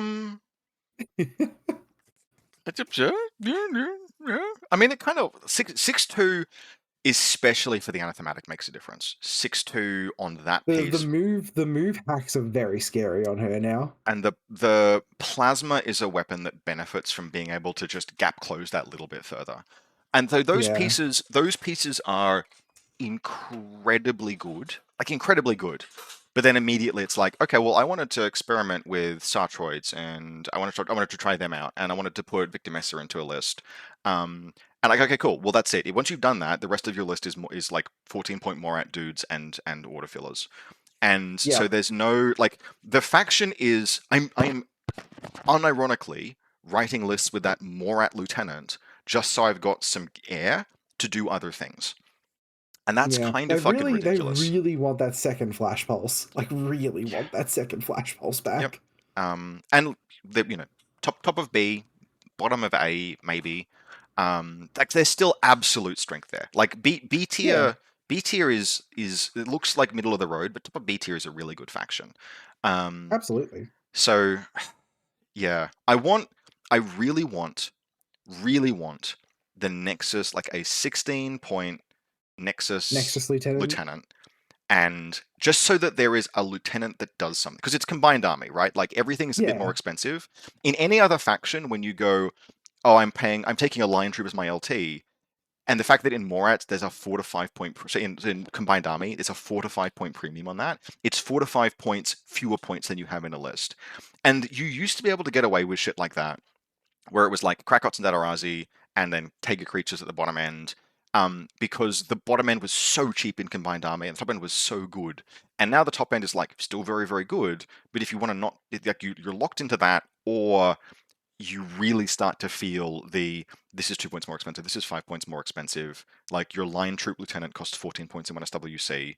The options for other things that do stuff is there'll be a mid-rangers list somewhere in combined army that's sound, but it also will have a Yeah. Morat, and at least that Morat Vanguard infantry can't get fucking EM grenaded by a Kestrel Jackal. I will at least It's say that. true.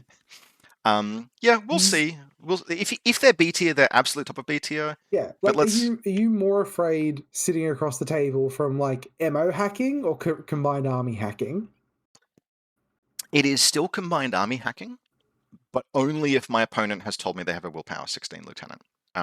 Yeah, Whereas every single military orders list is going to have blow your fucking brains out Deferson, and Deferson is shockingly hard to put down in your active turn. Whereas that special dice is the obnoxious. anathematic must go back into hidden. Whereas Deferson is like, nope, I got big balls. I'm just gonna like my hacking network is live. You can put him down, like an anathematic can put down Deferson, for example, but like that's what it takes. I mean, we ran the numbers on that. It's what like 0.44 wounds in order or Takes something. most of your turn. Yeah, if you, Yeah. if you've got a turn, you can establish hacking Yeah, dominance over military orders. All right, we can't avoid this anymore. It's time to we talk can. We about. can bump them to we can bump them down to the last step, the last combined army sectorial if you want. Technically, that's where they appear in army. Yes. Sure. Tell me about Morat Aggression Force. I think Morats are an A tier still. Yeah, probably. I think they're better than vanilla Like combined. Not by a lot, but they are. I think they're just really good. I thought they were gonna ride the change into N5 worse than what they did.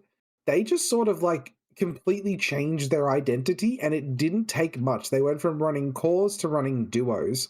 And Soggarats are now weirdly really, really good. Yep. There's this thing that happens in Morats where like combined army has this like tension in its list construction where the top end is 70 points and awesome, and then the bottom end is 14 points and still pretty good, but bridging that gap is genuinely difficult in combined army now because the paying 70 points and 14 points, like 14 points for your cheap shit and 70 points for your expensive stuff, that's like find the middle ground there without just having everything else be cheap crap. Yeah. Morats have no such problems because their most expensive stuff is relatively more affordable. Their middleweight stuff is totally affordable. Like the Icadron change had an impact on them, 100%, but they build clean. Everything has the Warhorse rule. All the Icadron change means for them is that they're probably gonna reach for an Osnat more often. That's it. I think I usually only ran one Icadron in any case, so that's like I need to find 2 points in the average Morat list. And That's when not hard. your top end gunfighting in Morats is 50, like it's what's the Lieutenant APHMG is 56 points. That is 14 points less oxygen taken out of a list than a comparable lieutenant profile in VCA. Now, is the Carontid better than a Soggarat? You know what? Oh Actually, that's yeah. really close. It is. It is because MSV3 is an absolute banger of an equipment piece. But like they're both in the ballpark, and the Soggarat's 14 points cheaper. And 14 points buys you many bananas. Yep. Better or worse than military orders? I think better. Like the quality of the hackers is lower, but you have AVA2 Dartox, and by howdy is a Dartok just continually one of the most annoying little cunts to deal with. Yep. And you've got Datarazi, you've got Krakats, you've got duos out the absolute wazoo. You've got You nice. got so much list diversity because you can Yep. do stuff like you can do your Rodok stuff, you can do your Yargat stuff, you can. Heaven forbid you can still play a Surgat should you so wish. You have Soggarats should you so The wish. drop suit Tariat is one of the best Gremlin pieces in the game. Like, You hated that at the start of yeah, N5. because I didn't read the rules properly, is why I hated that. Is because I looked at it and I went, "Oh, it doesn't have." I didn't realize because motherfuckers told me that they just like I was just told and I didn't confirm that boarding pistols don't have. They just told me that boarding pistols are just chain colts, and I was like, "Oh, okay, I believe you. You're a person who I trust." And then like 4 months later, someone says, "Rob, boarding pistols have got a hit mode." I'm like, "They've got what?" They've got a what? And so all of a sudden, the ballistic skill attack +1 burst 16-point drop suit, which is all non-lethal apart from the boarding pistol, is like, oh, it's got a lethal hit mode weapon now. Well, that's Yeah, incredible. Oh. So you say something wrong on there the was internet and people a will correct you. yep. I just think Morats are great. I like. There's just so much to love there. You Yep, still don't have a midfield, but like that's that's always fine. been They their they thing. they don't care, and they like Your we your came to midfield is four Datarazis yeah. running at you screaming. We came to this conclusion a while back, and I think it's still true, where there is this effect that Moritz have on the game, where they force the game to be honest, and they build better at that than you are, and Oh yeah, that's just there are multiple ways for them to do that, and it's just a solid game plan. It yep. doesn't 100% always get there. There are like helots, for example, are like still a little bit of a tick for them, that kind of thing, but they're just At Border Bash, my helots killed 100 points of monkeys. I can believe that. Yep. Um, I was going to say helots in the sense of the camouflaged ones, but also I can believe that they kind of just fucked it against your linked little bastards. But anyway, yeah, A tier. I think A tier Are they still. better than Tartary Army Corps? I currently have Tartary higher because they suit me better and because of new faction who dis, but it is extremely close. It's them flip them back and forth as you desire. Are they better than Neoterra? Probably not, but it is very close. I I think if it's don't. that close, they probably sit between Tartary Army Corps and Yeah, Neoterra. yeah. All right, I'll pay that. Yep. Shazvesti, are they D or C? Depends. Does them taking the second flash pulse bot in the divorce make them C, or are they still D? Does Victor Messer put the faction on his back? If I want Victor Mesa, I'll play Vanilla Combined. No, there's just nothing here. This is just like what you have compared to what you have in Shazvasti compared to what you have in Vanilla Combined is Tiger Creatures. I do not care. That suck. They're just not good anymore. And So you have a here's second here's Argo. actually what I think is going to happen, right? So this update is the one where they removed Tiger Creatures from Vanilla Combined and gave them back to Shaz. They'll let that marinate, and then in the next update, they're going to buff Tigers. Yeah, I mean if they give Tiger Creatures back Chain Colts, did Tiger Creatures used to have Dogwood? Was that a thing for a little while? No, no, no, Rob. They did not have Are you Docked. sure? I feel like that's a thing that was a thing for a while. Anyway, they No, were six maybe in six. like N3. Yeah. There was a time. There were 6-6 moves certainly. No, Yeah, that was in N4. yeah, this is just not a good faction. There's It's just like is what was it we in our vibes tier list where it was like are Shazvasti still Doomsday preppers dying to their own shotgun yep, trap? yep. None of that has changed. I'm scrolling through this on my phone, being like, I don't care about this. I don't care about this. Like we've had, so for example, Lockie Carter, who's an exceptional player and like plays things until he makes them work. Has Yeah, been putting in reps, and like earlier this year, I was getting reports of like, and the Seed Soldiers did this. Actually, totally like 100%. The Seed Soldiers are one of those like, yeah, that's a playable piece. You get all of this like weird and yeah. interesting little stuff. But I'm just looking at this and being like, I can do this. I can do so much better. I'm like, this is just. I don't know. I've never used a fucking dating app. Is it swipe left or swipe right? That's the fuck off one. Rob, we're at that point as well. You're obliged to say something about the Sphinx. Please tell us your feelings on the Sphinx.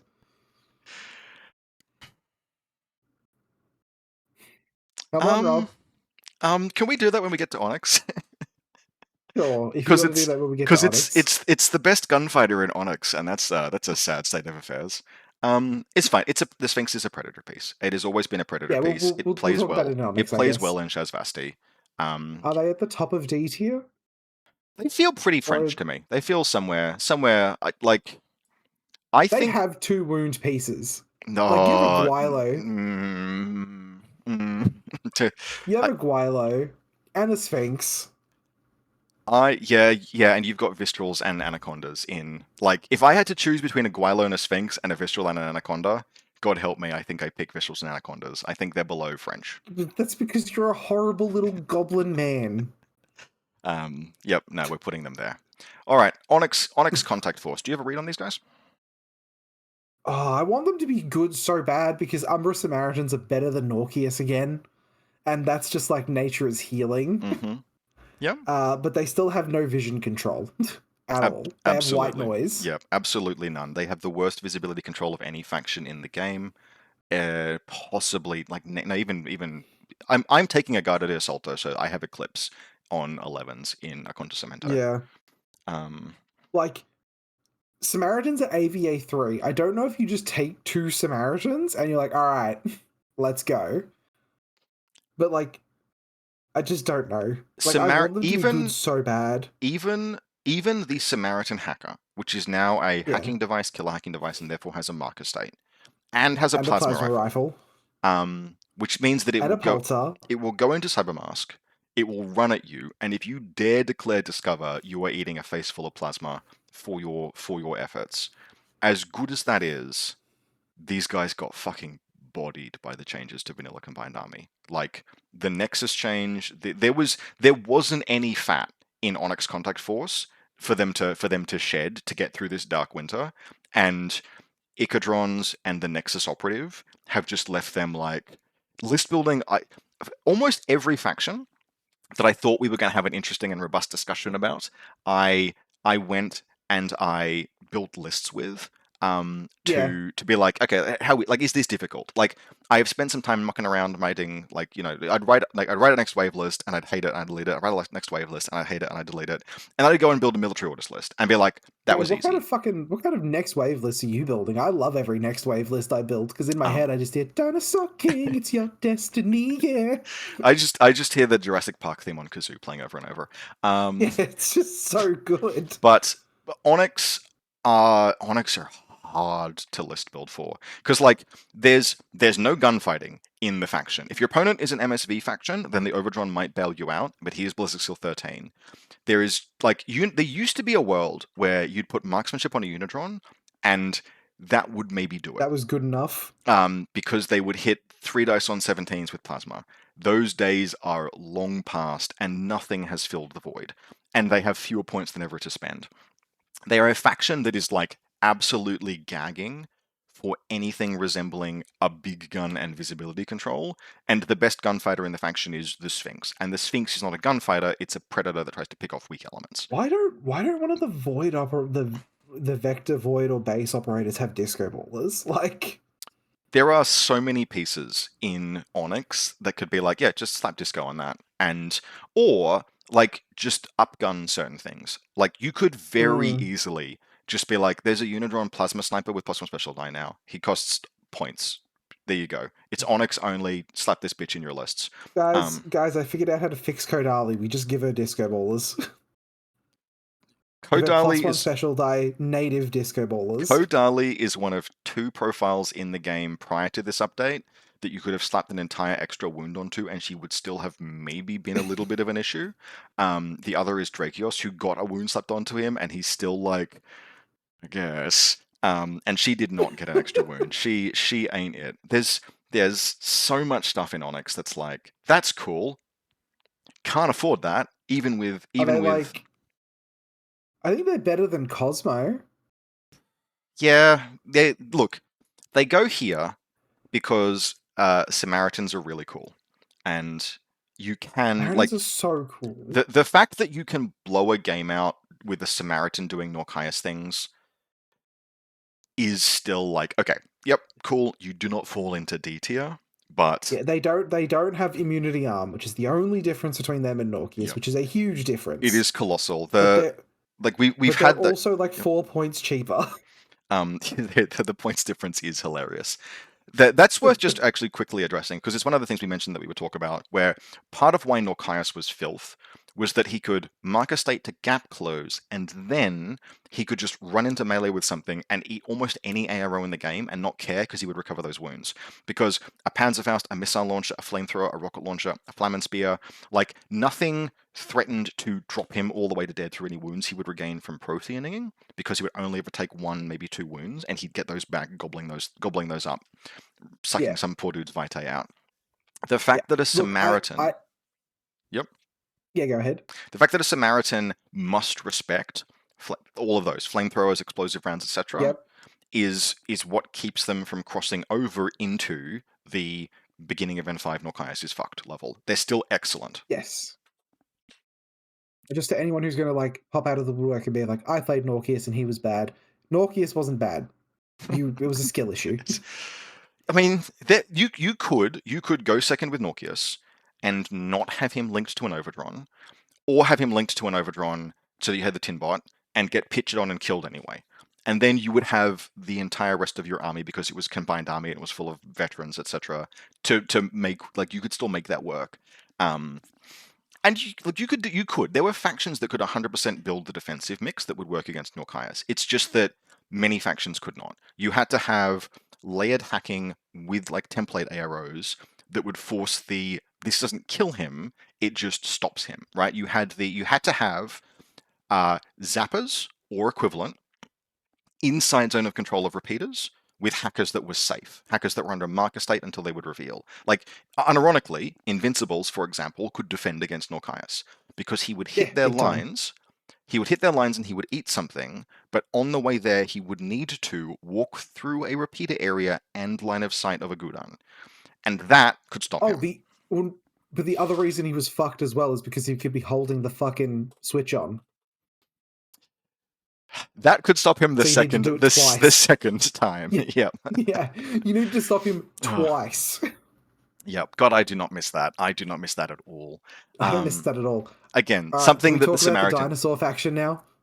Yeah. Okay. What is your take on Next Wave? I think they are the coolest faction in the game. They have taken Emo's crown of being the most point-starved faction in the entire game. Yeah. I built a ton of lists with them that I really like. I have a sneaking suspicion that everyone who is trying to put a gunfighter in their list that isn't an Ironside and isn't a Blackheart is wrong. The gun dinos are actually like insane is my hot take. I think they're so good. I'm not certain that a ballistic skill 13 mimetism 3 burst 3+1 model is I think the Blackhearts are quite good. They're also expensive as fuck. I think they're cheaper than Stingers. Yeah, and there's a little bit of a theme there. I have had a number of conversations with myself about my thoughts on Next Wave. No one better to talk to. Oh yeah. So look, let me start by saying that there are very few factions in the game that I would ever tell someone not to play. But I have already had one new player come to me and be like, Oh no. oh hey, should I like Next Wave? They look really cool. And I've had to say, like, for your own fucking sake, mate, no. You are not going to have a good time as a new player. Like, get a lot of reps under your belt before you even think about tackling this, because They this are is a tech faction, aren't they? They're super techy. there are a number of phrases that I have like rolled around in my head to describe Next Wave list building. They are the absolute definition of all bling, no basics. The most recent one that I have had to describe the experience is that this faction is the equivalent of a one base all in carrier rush. Like, workers, I'm not building economy. I could be taking cool shit instead. There is I don't know if there has ever been a foundation apart from maybe post Knight Commander update military orders that has so struggled for the necessary elements to build a list from For than Next reference, I Wave. think they are better than post Knight I Commander agree, update military absolutely. orders. And the reason why is that all of the cool shit is a design triumph. Like, there are so many models in this faction that you're like, that's cool, that's sweet, That's cool. Wish I could take that. Absolutely fucking can't. Even like the Juggernaut is a wonderful profile. I think I've seen someone say that it's overcosted. It is not. It is totally reasonably costed. In fact, all of the top end stuff in Next Wave is totally reasonably costed. You just can't fucking afford it because there is nothing. There is nothing at the bottom end. The list of troopers in Next Wave that costs 10 points or fewer, right? That's the Kestrel, the Fusilier, the like You did the same thing as me, where you're like, no, no, no, you filter by 10 points. You don't filter by 11 the points. You list filter of by the 10. list of profiles that cost as much as an average line trooper is one Ardrone, one irregular Sacha, and one Glyph Warcore. That's it. Everything else in the entire faction is 11 points or more. You get 2 Icadrons, and then you start taking 13 Yep. point. You start taking 13-point line troopers, and because all of the top end stuff is fucking awesome, but reasonably costed, you just run out of gas like on a dime. And so there is all of this stuff that's like, wow, that's just cool. And you must just compromise ruthlessly. And the list that you end up with are like, that's okay. This faction has some of the worst visibility control in the game.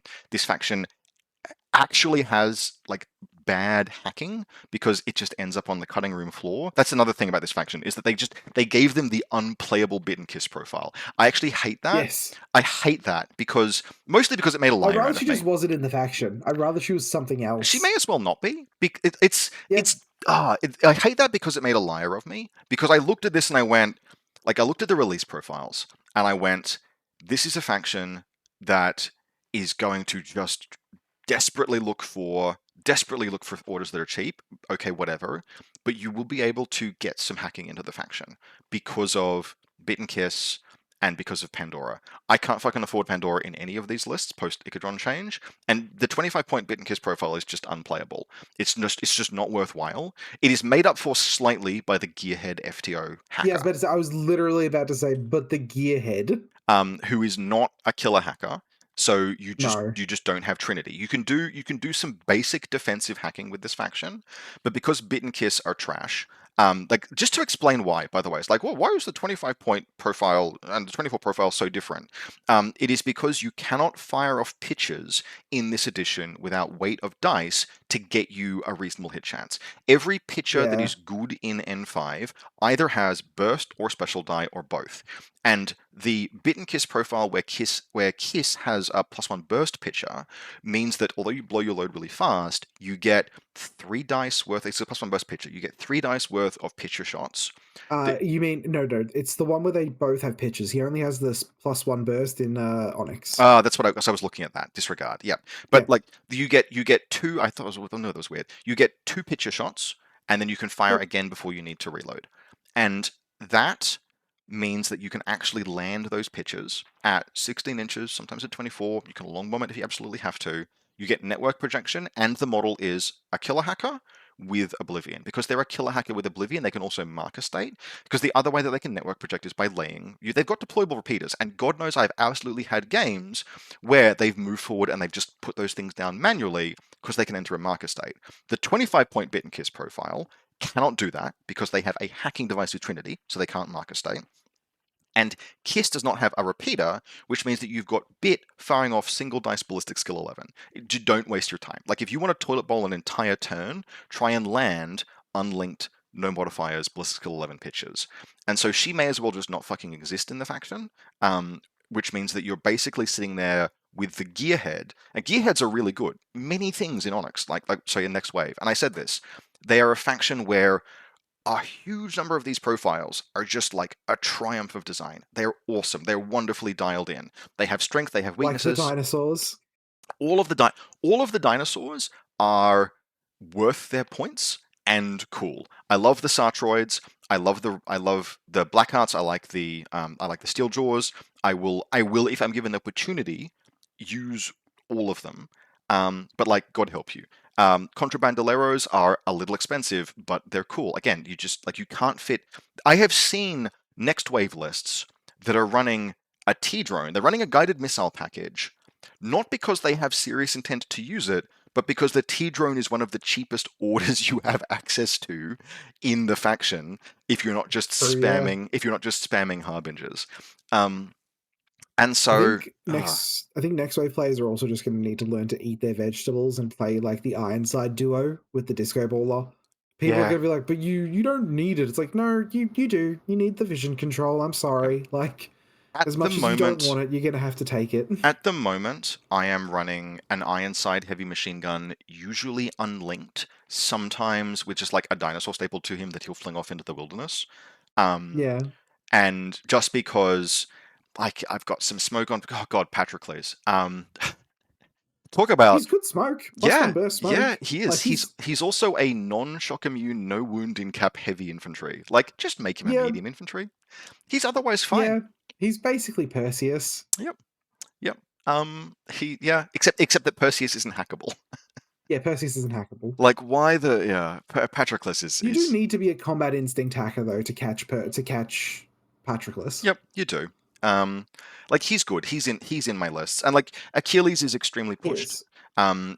Achilles is frankly they probably over discounted Achilles because he is a piece that can absolutely just spool up and win you the fucking game. Um, if you have a means of like if the table allows you to gap close, like if you can The get 24 inches. if you can get him within 30 inches of an enemy gun, not in line of sight, so that he can then just break the corner and run, nano screen is a hell of a drug. You can start getting there. But there are going to be games like I've seen lists that are next wave, and they're running Achilles and Drakios, and the logic is if the opponent doesn't have an MSV, you can kill it with Achilles no matter what. And if the opponent does have an MSV, well, you can use Drakios. And I'm just sitting there being like, you're going to play a game against a A trailer Mimetism park. 6 piece. I mean, or yeah, you're gonna or you like there's gonna be a Vistral on the enemy table edge linked, Yeah. and you're gonna sit there. And Achilles is going to start his turn 40 inches from it, and he's going to have to get inside 24, and it's still going to take him time to kill the damn thing because he's rolling 12s, and he's rolling 4 dice on 12s, maybe 5, and the Vistral is rolling 3 dice on 9s, and the Vistral has multiple wounds, and then there's a second Vistral. And a good table, you should be able to move around certain arrow pieces, but hey, there are 2 Vistrals. It's frustrating. Like I have had, there are so many things in here that are cool, and list building is feels like this like even the bloody the Skyhound I am slamming into lists because it fucking rocks. It's genuine, Then and it it's better be a frankly, pterodactyl. Then I it better be listen. a fucking pterodactyl. I'm just using the Juggernaut. I'm just using the Juggernaut model because that Juggernaut model is awesome. I have Yes. seen one Juggernaut list, and it's actually a really solid list. There is a player on the big Discord whose current handle is Big Cat Dino, which is very Oh, apropos. Big Cat Dino. Yeah, Yep. I like that guy. And they put together, and it is just the most like meat and potatoes list, and it runs a bunch of harbingers and a bunch of gearheads, and it fits a bloody puzzler, just the one, and it's a really good example of how we will eventually see next wave list shake out, where you just accept that of the like 30 different fucking sweet as hell profiles that you would love to play with, you can't. You pick one. You pick one cool Yep. thing and you build the list around that. And then you take these 13-point infantry. And this, like, I know from looking at it that this list is going to have a game where your opponent drops a picture on it and isolates the Juggernaut and you don't obtain a command. You don't obtain a command because you couldn't afford it. And there you go. Cool. Well, you're spending the first 10 loss of Lieutenant and you don't figure out what to do from there. But it does nevertheless make the Juggernaut basically work. It has a gap. The gap is exploitable.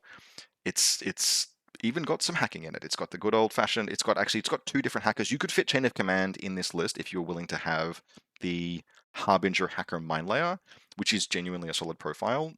Translate down to just a chud. I think it's better than solid. It's very good. Well, it's 18 points. It's 18 points for a Willpower 13 hacker. It's a combat instinct hacker with mind layer. Yeah, and it has a picture land on its head and it fucking dies. Like, Deferson, if you played this list that I'm looking at into military orders and military orders goes first, you will lose the game on the first turn because Deferson will land a Probably. picture, he will kill all of your hackers, and then he will isolate the Juggernaut. And then you'll be like, Yeah, he will. all right, well, that was a game. Cool. That was fun. That was fun. You're a re-rack. And But also, right, Pandora the Lizard Queen. yeah, yeah. Look, there's another point I want to whinge about, and I have a bunch of these complaints, but we'll do this one. The faction kind of promised this idea of, hey, it's combined army. You're going to have these 13-point line troops, and you don't have Imitrons. You're going to struggle at the low end, but where it will make up ground is with Fireteam Masters and Irregular Troopers. That's how you'll fit a 15 trooper list with your toys into the game. Oh, cool. That sounds totally And reasonable. then stingers were 25-point regular troops. And then it's just like, okay, cool, but the cheapest irregular in the entire faction that can join a Fireteam Master team is 18 points. They're all appropriately costed. Like irregular, this is something I should probably have predicted. Irregular is not actually a significant discount. Now, do I think Tech Dragons are bad? No, they're fucking awesome. In addition to being aesthetically cool and wonderful models and having their dopey little axe heads, they're good. They're good. But they're 18, 19 points or 25, 27 points. That's expensive. That's expensive in a faction that cannot accommodate expensive things. I know that one of your crew, said that they were always going to see the Stinger HMG. Yes. And Well, that's no, just, not always, but it's going to be a piece that you will see in a lot of lists. you will certainly see it in some lists, but like it's 30 points in a faction that doesn't have 30 points spare anywhere. Like No. everything represents a material sacrifice, and that's fine to an extent. And I can see, like, it's very tempting to look at Next Wave and go, oh, well, they fucked up somehow. I actually don't think they did. I think Next Wave is very conscious. I think that the design process at Corvus Belli, especially over N5, has been extremely deliberate and extremely robust. Yep. If this was a different game, I might say something like, oh, well, I think they tested all of Next Wave and packaged it for release and then made the Icodron change at the last minute. Parabellum. No, that But that Icodron change has been cooking for like a year. yeah, absolutely. So I have zero doubt that everything in Next Wave is considered. I think the Next Wave release is a combination of two factors. I think the first factor is just that probably the playtesters that they're using are one, very good players, and two, spent a ton of time with the faction, and so learned all of the things that we are learning in this agonizing first week of like where you just have to cut your shit. You do not get your toys. You have to have just get your meat and vegetables into the list. They're all 4 points more expensive, 3 points more expensive than every other faction. Eat it, fucking do it. And I think there's that. And I think the secondary thing is an absolute terror. I think they were very conservative with respect to we can't possibly release a broken faction. Yeah. And I think Especially not a broken combined army sectoral. I think there was just a lot of concern over that.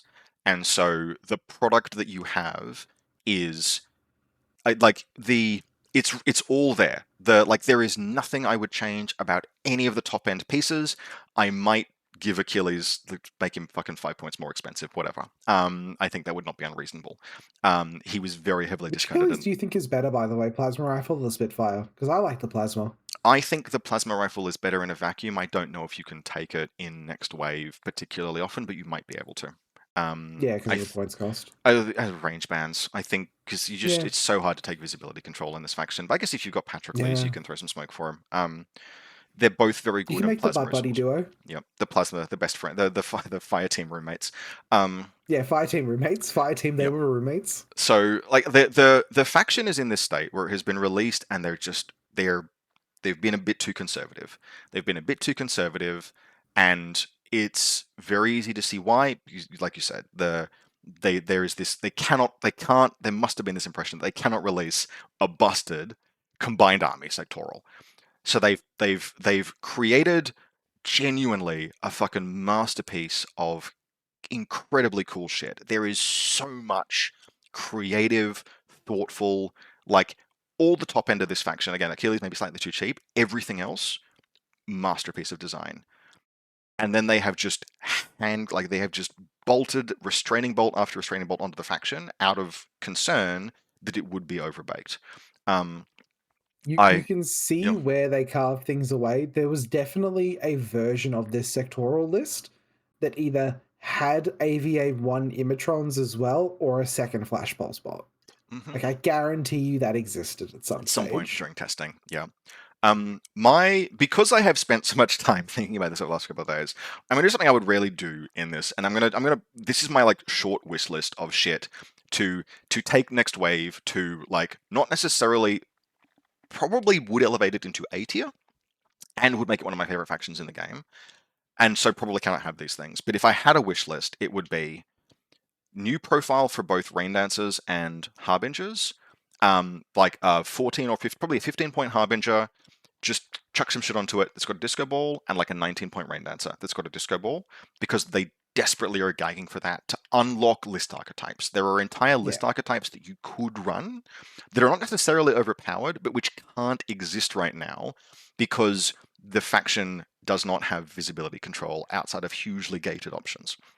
It needs Yep. that. Just put the good bit and kiss profile into the faction or fucking delete them, but don't put that 25 point in there. I think give them the good bit and piss profile, it's going to do no harm whatsoever. And they probably need to go up to AVA2 R drones. And at that point, it's still like hugely difficult. You could put AVA3 R drones in this faction, and I don't think it would break it even remotely. It would push it to like middle A. Why? It would push it to middle to high A. Yeah. But there are so many handbrakes on this faction right now. Despite all of that, the lists that I'm looking and I'm seeing people cook as people are getting better at it are like, this is playable. This is solid. This is good. Makes a lot of sacrifices. It's I built several lists that I'm very happy with. yeah. Where would you put them? They're somewhere in B tier. I think, like, behind Combined Army, probably. I Oh, think. massively. I like I am angry with them, and so I want to fucking put them like here. But they are better. No. No. I would be made a They're fool better of. than that. I would be made a fool of if I did that. You'd also just be wrong. Yeah, but they're somewhere around here. They're not in the top half of B. Put them behind Vanilla Ariadna, maybe.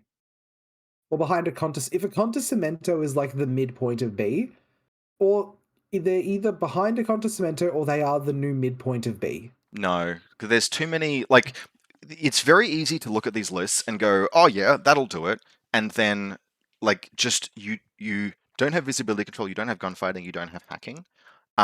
So much that gets edged out of these lists that to cover your bases, it's just yeah. I think the weak points that are present are not sufficient to overcome the fact that like the cool shit in the faction is incredibly cool. Um, but in the hands of new players, like a new player that buys the next wave starter box is going to get just fucking shit on constantly. Well, not Is least. it going to become like the triangle, the trifecta of like new player traps of like the JSA action pack, the MO action pack, and the next wave action pack? Oh, it almost might be. Like if you buy, you've got a Rain Dancer, Red Fury, and an Ironside, and technically there's like you've got your bases covered with them. But this is a faction where you hand it to a new player, and they're just gonna write a list that's like, I put the cool things in there, and then they are gonna get like they're gonna run into Haqqislam and just be like, oh, my opponent has twice as much We're stuff as me. Is that normal? Yeah, we're gonna put them there, right? And like the next satellite event is gonna have like the Team Achilles player, like with his limited insertion Team Achilles list, who just won the event, Oh yeah, and we're gonna get yelled at. there's gonna be no. Look, there's absolutely gonna be a player who's like, yeah, I took Achilles and I won 5 consecutive willpower 15 lieutenant rolls. Game is really easy because Achilles does that. Game's easy, man. Yeah, game's easy. What are you talking Skill about? issue. Yeah, it's like playing Norcaius. I just won a bunch of willpower 15 lieutenant I think rolls. they're better. I think they're better than Caledonia at the very least. I think a good Caledonia list is well-rounded. They might be. It's I very think they know. I close. just think they are. No, look, Caledonia has 6-point regular orders. Caledonia Yeah, has and 6-point regular. No, it's yeah. Caledonia list has like an 18-point like a tech Draken Steeljaw is a cool piece. It is also exactly the same cost as a Cameronian, and it is probably not as good as a Cameronian. It's very good. It's very cool. I would rather have the Tech Dragon. Uh, oh, I mean, you can link them, and they do contribute special die. It's You can link them, perishingly and you can close. make them regular. You can also make the Cameronian regular, trivially, in Caledonian Highlander Army. Eh, Tech Dragon Steve's got a boarding pistol. God, I don't. It's got Fizz 13 grenades. Maybe it can do the same thing. Yeah, they're around each other. It's I'm about that. right. I'm right on this one. You're just sad because you don't get to use your fucking robot cavalry. I'm sad because there's so much I don't get to use. Like this is a faction that ideally when it had dropped, You it want would it to be sit. there, Are you, yeah, you like this? This is the sweet spot for like incredibly cool new shit. yeah. And people can get used to it over time. That you have that little arms race of like people get better at building lists, people get better at playing against them, the weaknesses emerge. Because we are absolutely going to see like there are going to be so many games where next wave has just had to make like some little compromise and then military orders drops to first and on its head and it fucking loses immediately. Or like the Tinbot -6 gear heart is like, okay, oh, I didn't win the face-to-face roll and I'm dead now. And then there's no hacking left in the list. This this should have been, which by the way, if they had the good bit and kiss profile and like an AVA2R drone, I mean they'd still be there, but whatever. Um, Yeah. yeah, it's but they're not. I will put them on the left of Caledonia, but it's In only because in deference to Tusa eating 120 points of more mares. in yeah, well, yes, okay, sure. In deference to Chusa, to me feeding Chusa 120 points of more mayors, and then Achilles won the fucking game, and he is absolutely very very good. Oh god. But I am frustrated by the caution of Next Wave's design, but Yeah. it is easier to buff things than it is to nerf them, and I Yeah, get it's easier to turn the dial up than try and yeah. put things back in I the can. I get the desperation not to accidentally do this. Yes, I not to get do that. I get that there's like they had to not do this, and after because Kestrel is also a magnificently designed faction. It's just that it designed in a way that obviates all of PanOceania's weaknesses while leaving all of its strengths. It's a joy to fucking play. It's fantastic for new players.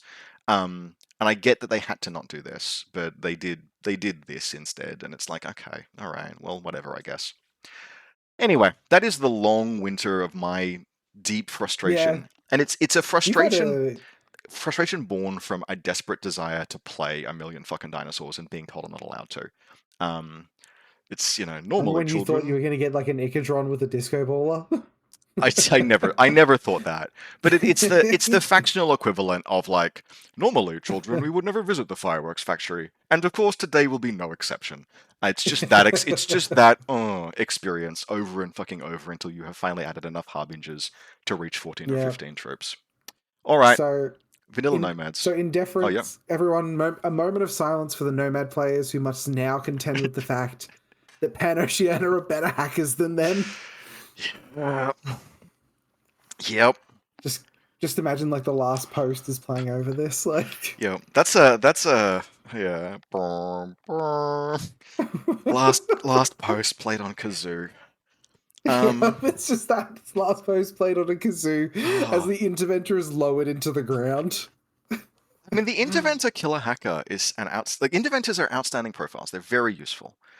Yeah, God, I don't fucking know. Like, I think they're top of C. yeah, no, that feels right. That feels right. There's very cool. There's cool stuff. Puppet bots exist in the faction. They're sweet. Yeah, Um, you tried playing the all Swick list and had a bad time. did I? The all what? all gun, where you played like a full like 6 Swick worth of Oh yeah, guns, that's because I took a and it went GoPod. terribly. Yeah, fuck GoPods. Yeah. Fuck Burst 3 heavy rocket launchers on 13s.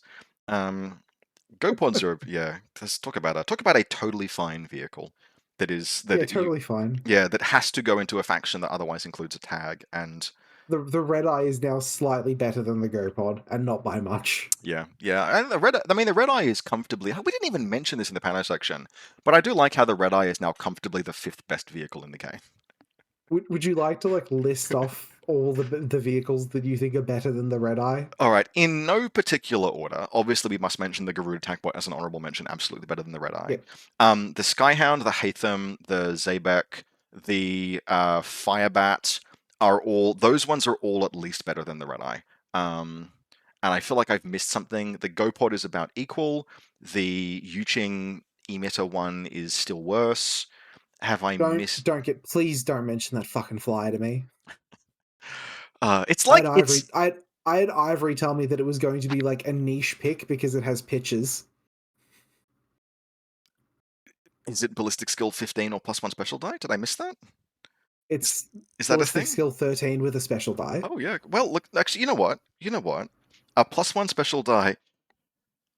It has no guns, Rob. Shut up. It does have. It's got. It has no guns, and Oh. it is a S7 no cover. Shut up. No. If you completely ignore any of the Faiquan's weaknesses, the fact that it is a +1 special die pitcher for 28 points is not a negligible point. You're right. But yes, that is a silhouette 7 no cover. Man, if we ignore every problem with this unit and only focus on the good stuff. Oh, it's got a +1 special die acrylate cannon. All right, never mind. We're not talking about this. Yeah, top of C. Like I think they Yeah, are very comparable to Imperial Service. There is a they're little. top of C if you play an intruder HMG. They're the bottom of D if you play an intruder multi sniper. Don't make me beef with Dante. He's he's I he want he means very well.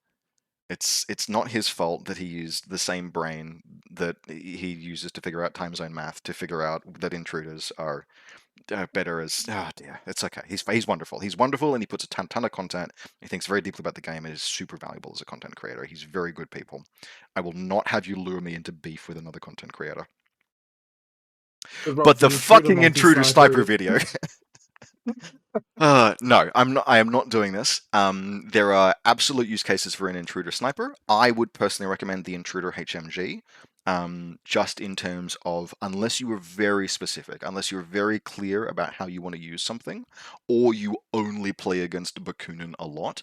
And for example, if you are running a radial deployment scenario, there's a very real chance I think you probably want to consider reaching for that sniper because the range Yeah. bands in those missions are significant.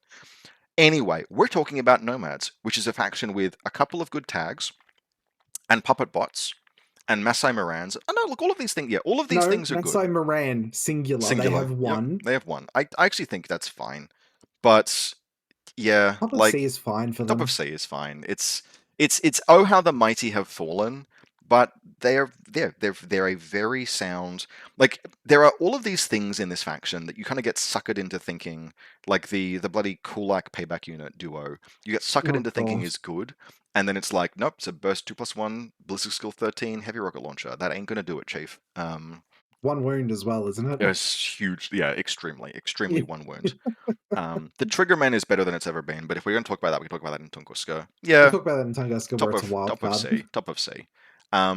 Corregidor, I think, is in a Rob, I hate Corregidor. I hate pretty. Corregidor. You hate playing against them, or you just think they're really bad?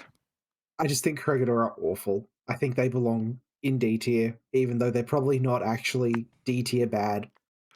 Like, what I think it was Rob Wright has said that the new buy what is it, the new player buying tier list for Corregidor is buy NCA instead. Yeah, there's a bit of a delta. Yeah. I It's don't. just so I bad. don't know if they squeeze down into. They're one of those things where, like, I was willing to beat the drum for a very long time that like You were. there was some stuff I here, remember. and it was true. And then we had then we had an update where loads of factions got a million fucking buffs. And I think the game overall is in an excellent balance state. And Corregidor is sitting there being like, did we get anything from this? No, you got Well, nothing. no, you see, you're wrong. You're wrong, Jordan. They had Kazuruba Ruby Monday added to the faction, Uh-huh. who is the most useless fucking profile that has existed, possibly in the history of the game. Uh, wow. She's a specialist operative, I guess, who starts Like in your fucking deployment zone. if you put a gun to my head and said, Jordan, what faction in Infinity do you hate the most? It would be Corregidor. I wouldn't even have to think about it. Yep. I have no respect for them. It's I think they're wild. terrible. It's wild how much worse their hacking is than most of PanOceania.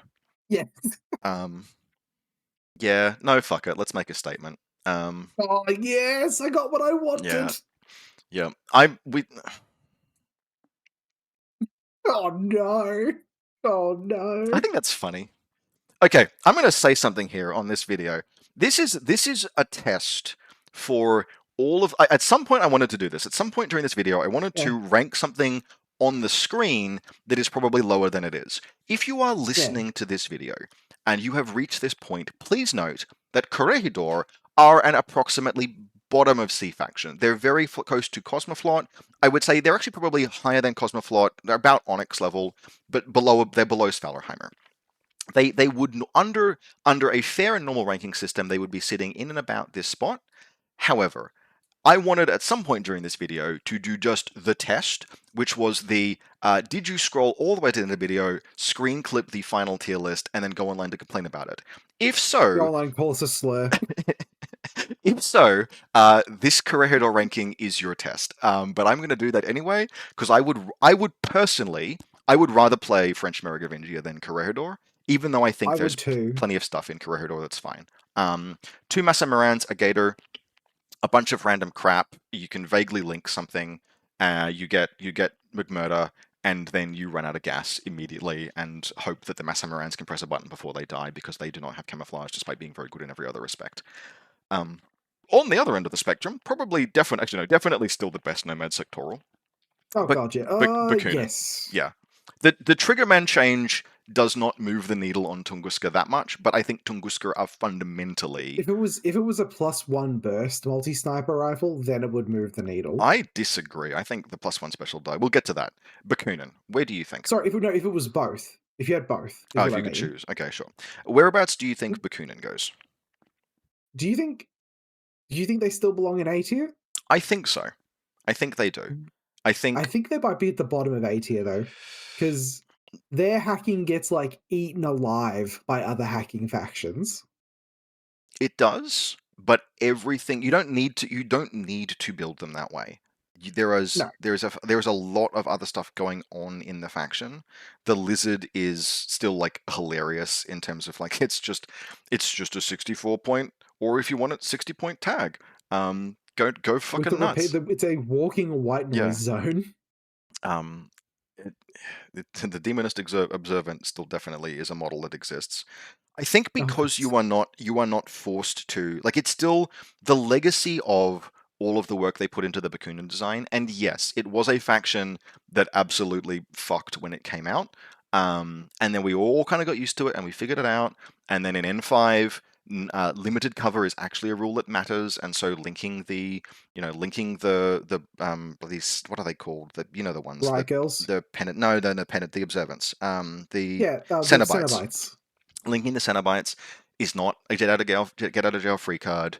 It still is because they're Mim 6, so they just become Yeah, Mim no, 3. they're merely very very good. I think they are incredibly close. I think Military Orders has reached a point where it is like on par with Bakunin. I I think I do. like military orders more. I don't. I think the fundamentals of Bakunin, it's really close. They've got 9 point regular orders. It is shockingly close now, I think. Some of the stuff in Bakunin has aged out a little bit. Other stuff has moved up to fill the gap. The fact that Military Orders has markedly better hacking than them is probably why we put them like this. Yeah, Just because, and Military Orders, there is a significant element of like new faction shiny here, where yeah. like the even the list that has the tick belang and linked to person and a linked picture does make sacrifices after that, but that's really freaking strong. The fact that Bakunin cannot approach Let the that, cool thing be cool, right? yeah, this is astoundingly close. Like you could just flip Yeah. flip a coin on these.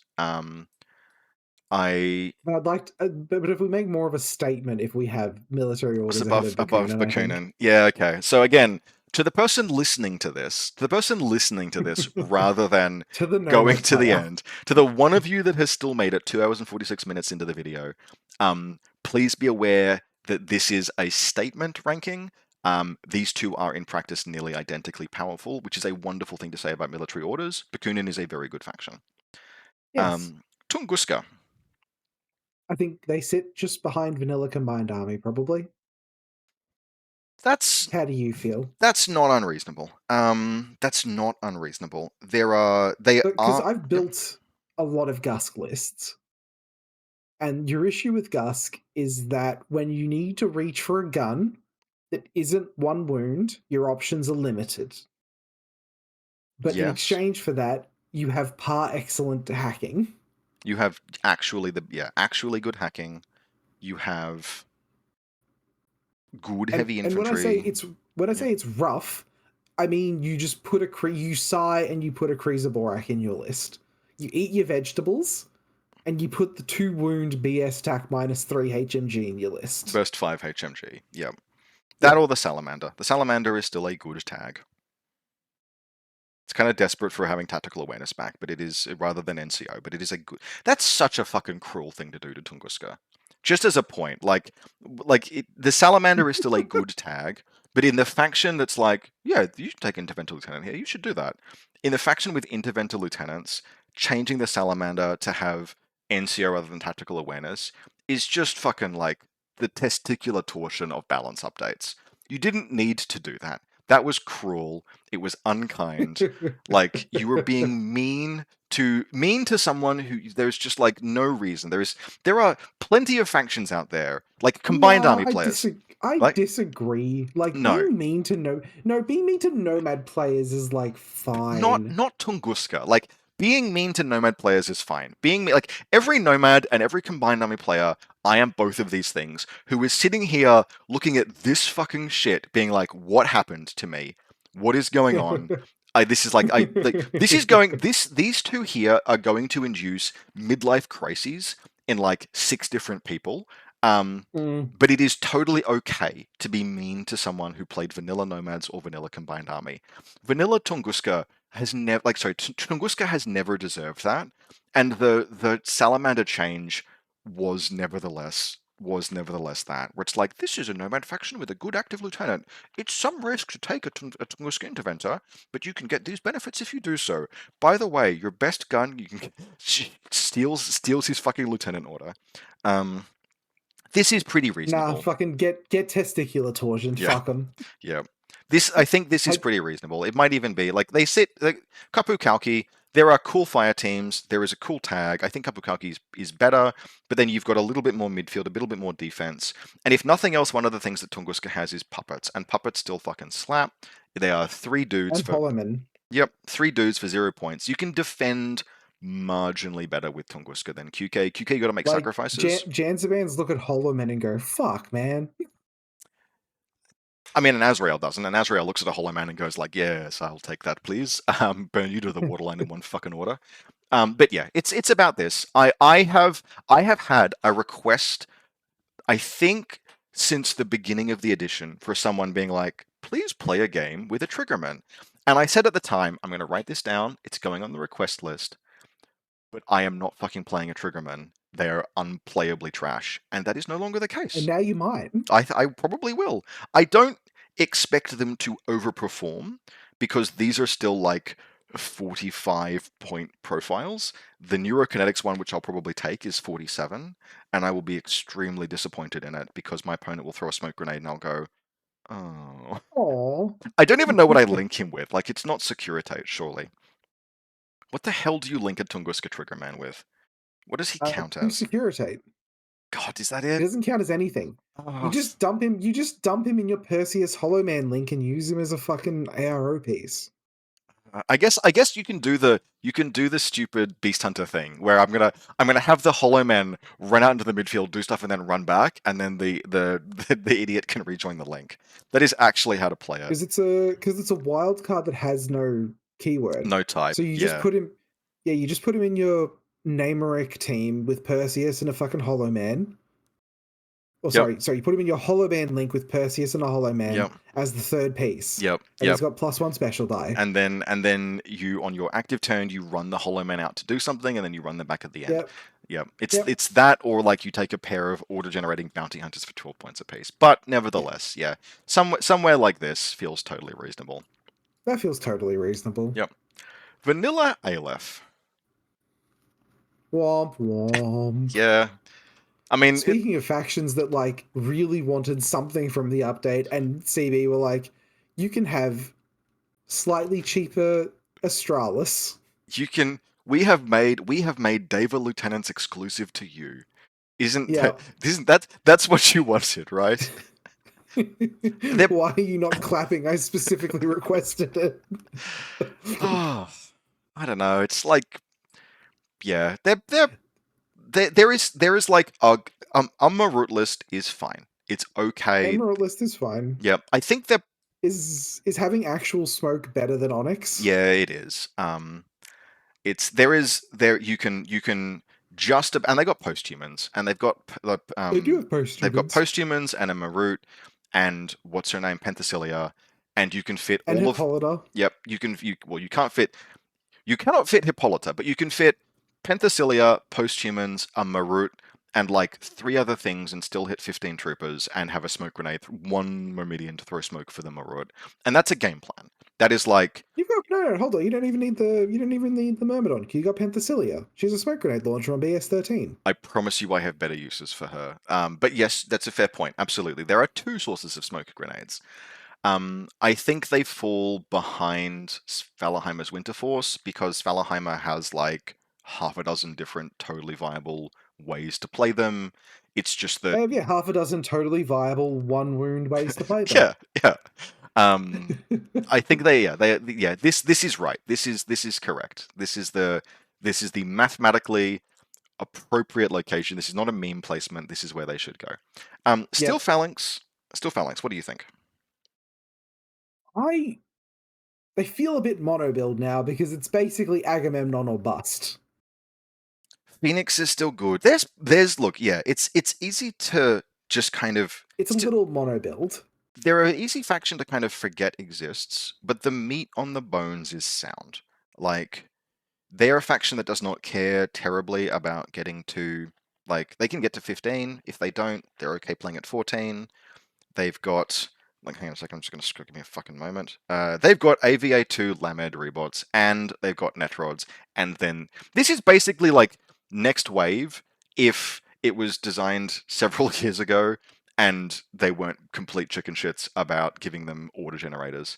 Like Yeah. actually. And as a result, they sit like are probably. I think they're better than Tunguska. I think they're very close to Combined Army. They're a bit more mono build. Combined Army is not, but the Steel Phalanx mono build is really fucking strong. It's not like yeah, That sounds about right. yeah. You It's have like more gun than you have in Tunguska, yep, yep. There's and just post-humans do a lot of heavy lifting. this is Steel Phalanx, so there's no post humans here. Oh right, no. Yeah, just stuff does a lot of heavy lifting Yep, in general. you've got Agamemnon, you've got the Machaon Myrmidian link, you've got Penthesilea. Phoenix is still fucking outstanding. Yeah, Phoenix is what if Cenobites didn't have limited cover. Turns out that's incredible. turns out And it's pretty good. yeah, so yeah, it's about this. They are increasingly mono build these days. But then I mean even then you've got stuff like the Blade K2 Auxiliars, which are never has a more Ooh, perfect unit to just slap into Combat Group 2 and know that it'll spend your orders. yeah. So, It's like, what do you do? Stuff. yep, yeah, that feels right. Yeah, it feels right. Operations are also in a pretty reasonable state, and they've got They're in a totally fine state. yep. I feel like You can duo a Dakini with a Deva and put a Danavis in there for fun, yep. You've got and that is some network projection. you've got. I mean, we are no longer in an era where being able to say, well, I've got access to a duo-linked John Hawkwood, one of the most annoying ARO pieces in the game. Technically, that is still absolutely true, but now it's like, all right, I need you to get in line behind quite a few other factions. He's so bad in OSS. No, he's fine. He's easy to give duo links to, and then you just slap him in there. It's totally okay. He's so bad in OSS. But they are a middle power. They are Yeah, more they're super versatile. mid. Yeah, they're more versatile, and there is some power. Just somewhere like this. I think they sit to the right of Invincible Army. Yeah, that feels reasonable. Would I rather play Operate? I think Operation Subsection and Shock Army of the Contosamento feels like Very virtually similar. virtually identical, and not I would rather play OSS personally. I think there are days where I would flip a coin. But yep, we'll put him to the left of Shock Army. But genuinely, there are days where I'd flip a coin, and I'd be happy to play either, and I wouldn't consider either of them. Yeah, yep, that seems about right. Yep. All right, you horrible little goblin man. Tohaa. What an Letting a interesting horrible little goblin faction go. what an interesting place they're in. So let me tell you where Tohaa sit today. Um, Okay. all of your fucking nightmares. Everyone spent all of N4 accumulating collective trauma about the like McCool's. the bloody lethal damage with ferroware through lethal damage with ferroware through walls. And everyone accumulated enough collective trauma about that, despite the fact that it was never that good, but it was a lethal zone of control ARO. No, hold on. This is some revisionist history. I remember several battle reports from you that like turns ended with you going, and then I sat behind a wall and I killed 3 Steel Phalanx characters. Yeah, because it was the only way to approach that matchup. So it was That doesn't fucked. make it any better, Rob. Yeah, It it doesn't was. make it any better. Yeah, it makes it. It was excellent, but there was a lot of trauma about that, and I think we've reached the point where we now need to replace that with a different kind of trauma, which is that Uh-huh. you will not see that terribly much anymore with disposable and double shot and etc. Even with technically speaking, the fact that link bonuses apply to ferroware, it's fine. It's usable, but the era of Tohaa now is the era of the Kriegel agent, where you have 2 Kriegel agents, and they have Sixth Sense, Eraser, and Mirrorball, and because Yep. they are very easily linkable and not too expensive, they do have an SWC cost. Every Tohaa, like you can have 2 Tohaa links on the table that are doing the Tohaa link things, and who have Zone of Control, Mirrorball, and have Sixth Sense, Eraser. And so this is now this is a Gremlin faction because the Sukwail HMG is still basically the best gun in faction. Yep. And this is not an era where she will suppress every enemy ARO. There are No. a lot of guns out there where she just goes, nope, I'm not dealing with that. That's you're fucking mad. Absolutely not. I'll give it one shot, then the symbiote mate dies, and we're doing something different. But it has never been easier. Like it has never been easier for Tohaa to just smoke him if you got him, and take a fight that's not fair for their opponent. And the skill expression there is going to be fairly intense because you have to recognize that. The order balancing for them is going to be intense because there's not really any extra orders in the faction. You play with your 15, that's what you got. But they can build these little gremlin holdfasts in the middle of the table. And they are still a rare enough faction that most people will not learn this, but you will have to have those games where you're like, I'm going to close assault that Tohaa position with my Sujan. And then you walk within 8 inches and the entire position just gets enveloped in squid ink, and you're like, there's eclipse on everything now. Guess I'm What? intuitive attacking with that Okay, flamethrower. I have a question. Yep. What happens when it's a Datarazzi? Then you lose. Next question. Because you are playing the faction that is 100% designed to play weird, unfair visibility control asymmetry against the faction that says, no, we will play this honestly, and by the way, we're get gonna fucked. we're gonna sit across from each other and we're gonna punch each other. We're gonna take turns punching each other in the head as hard as we can. I am very happy that McCalls have an actual close combat weapon that maybe does a little bit damage. That is nice. And you know, there's a lot. There's a lot in Tohaa. They will feel mono build, but to a person who understands the faction, they will not be. Um, they are going to remain an army that like a small number of people will play, and once every 3 events, you'll run into that random person from out of town who shows up with Tohaa, and you go, okay, how the fuck does this work again? You're going to do all of these things and what?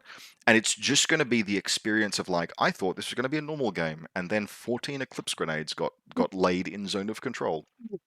It's literally just the why can't you be normal Toha player Yep, screeches and like yep. shits out Squid Ink.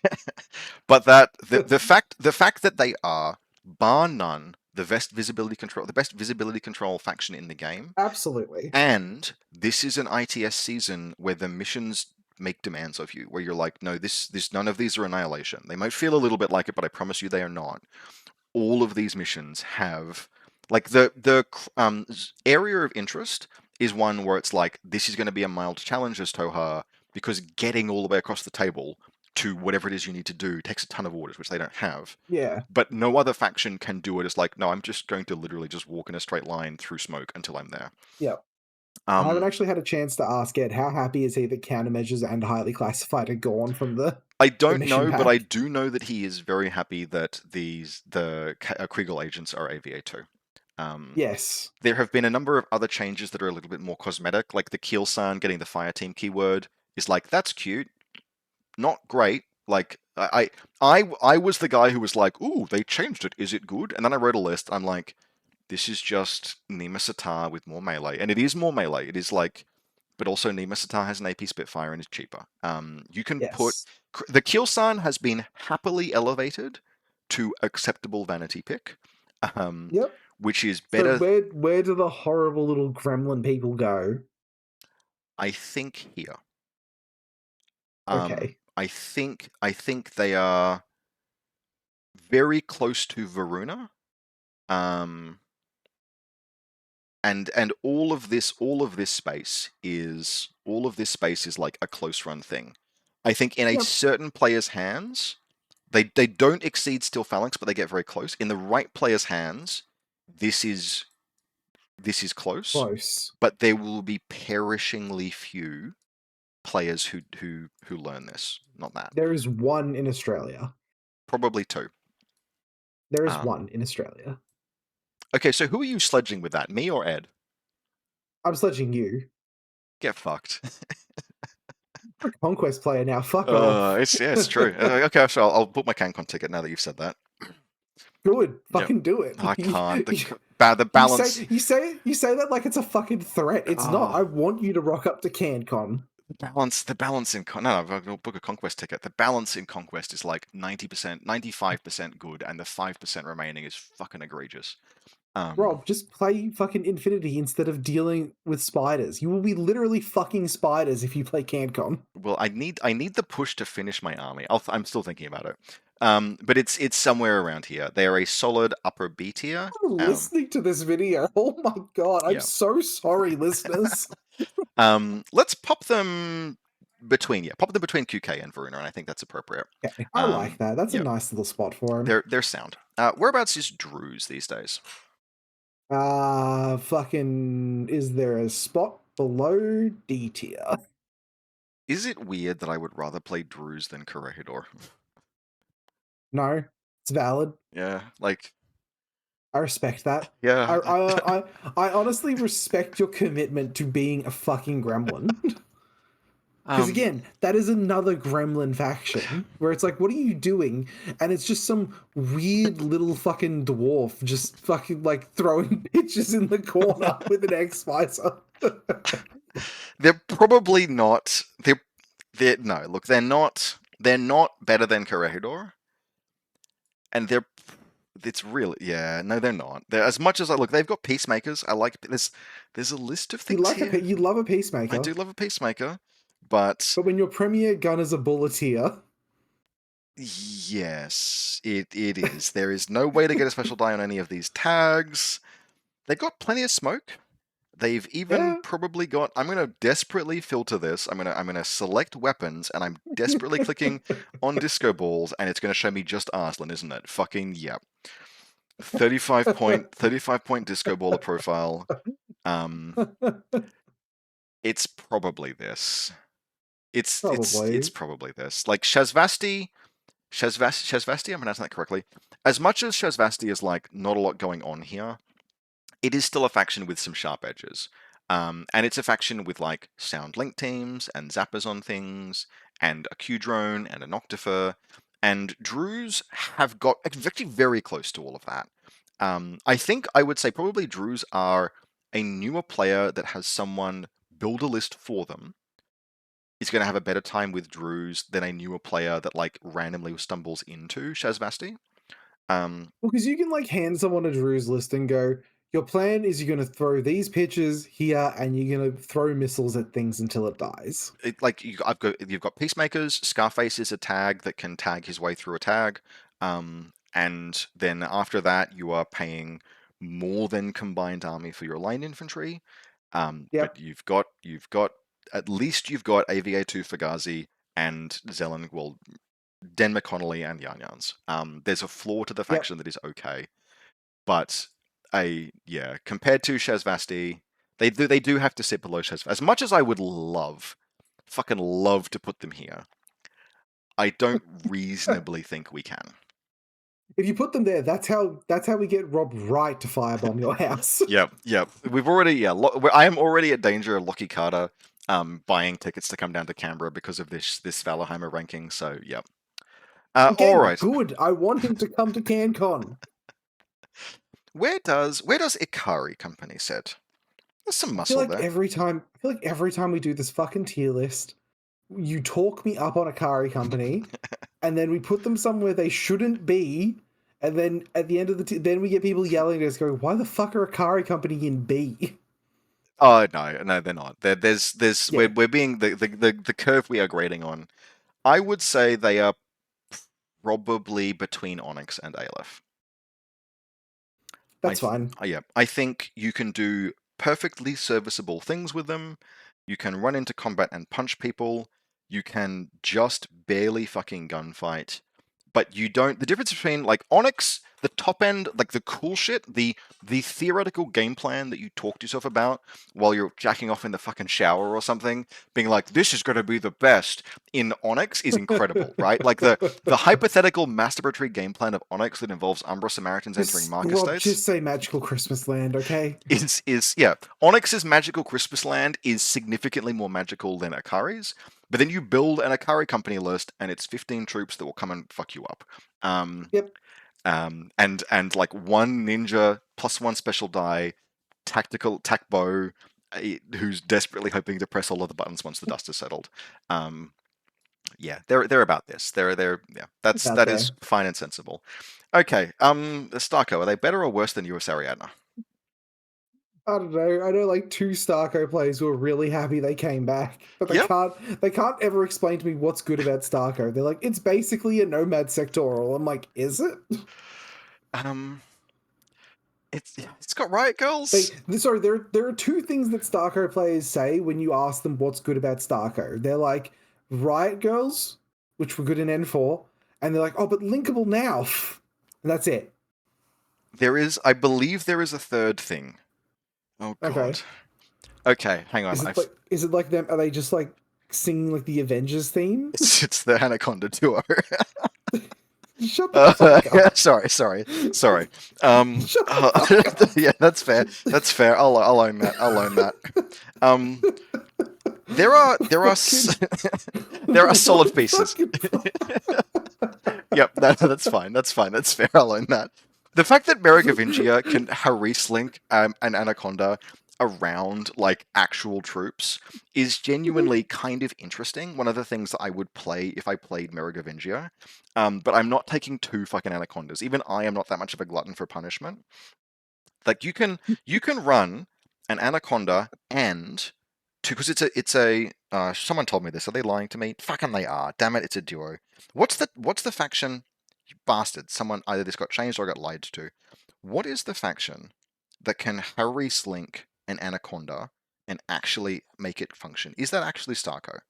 God help me, is that Starco? Because No, it that's can only duo, can't it? I think It's an so. armored fire team. Yeah. Whereabouts? Okay, someone told me. It might have just been Mickey. Bless him. Bless them. No, it's Harry's. So what you can do is you can take an anaconda. This is Starco. This is Starco's value proposition. Is you can take an anaconda and Yeah. you can put two PMC or outrage wild cards into it, and then it's got a Harry Stim bonus, and all you had to do is staple two diggers to it. That's actually not bad. I would run that and be like, yeah, ballistic skill 13, burst 4+1, and then I would fight a courier and I would fight a Vistral and die. Yep. Because the Vistral is damage 4 and it doesn't matter terribly much that I'm immunity AP. But they're probably better than Druze. They're Shazvasti tier. Like they're here. In and around this. They do have, like, to actually talk. The thing is, we don't need to talk about Starco because the three Starco players know the faction inside and out and can tell you Yeah, what is the three strong. Starco players don't care about Yeah, what we think about yeah. Starco. Yeah. This.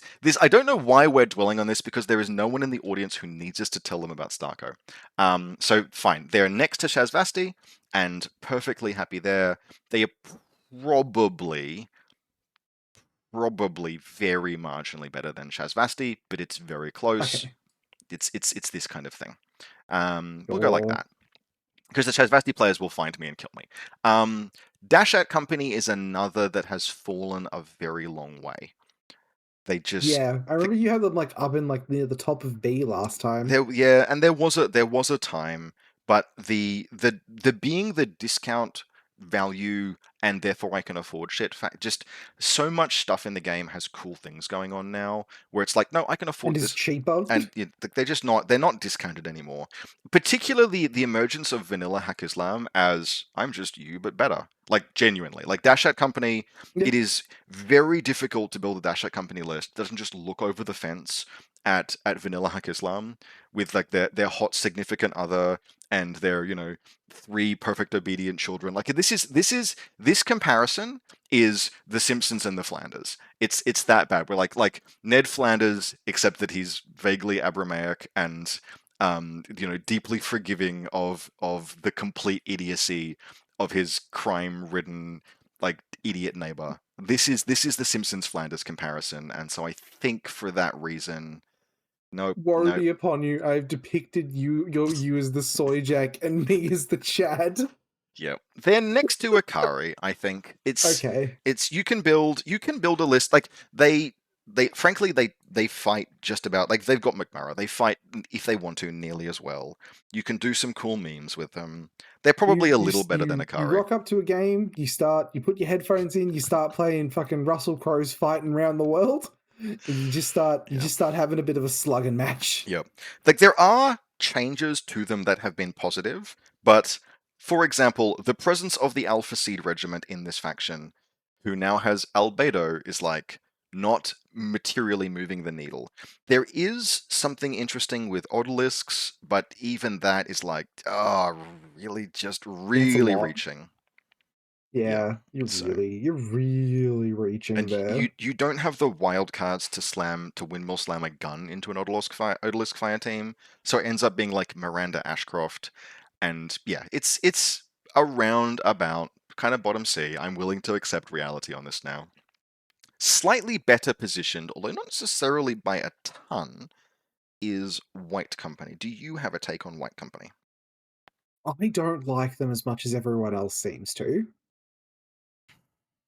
They still look very one wound to me. And every time someone's like, oh, but like John Hawkwood, I'm like, I have never seen someone play John Hawkwood and not have him be somehow exploited by someone being clever with smoke shooting and or pitches.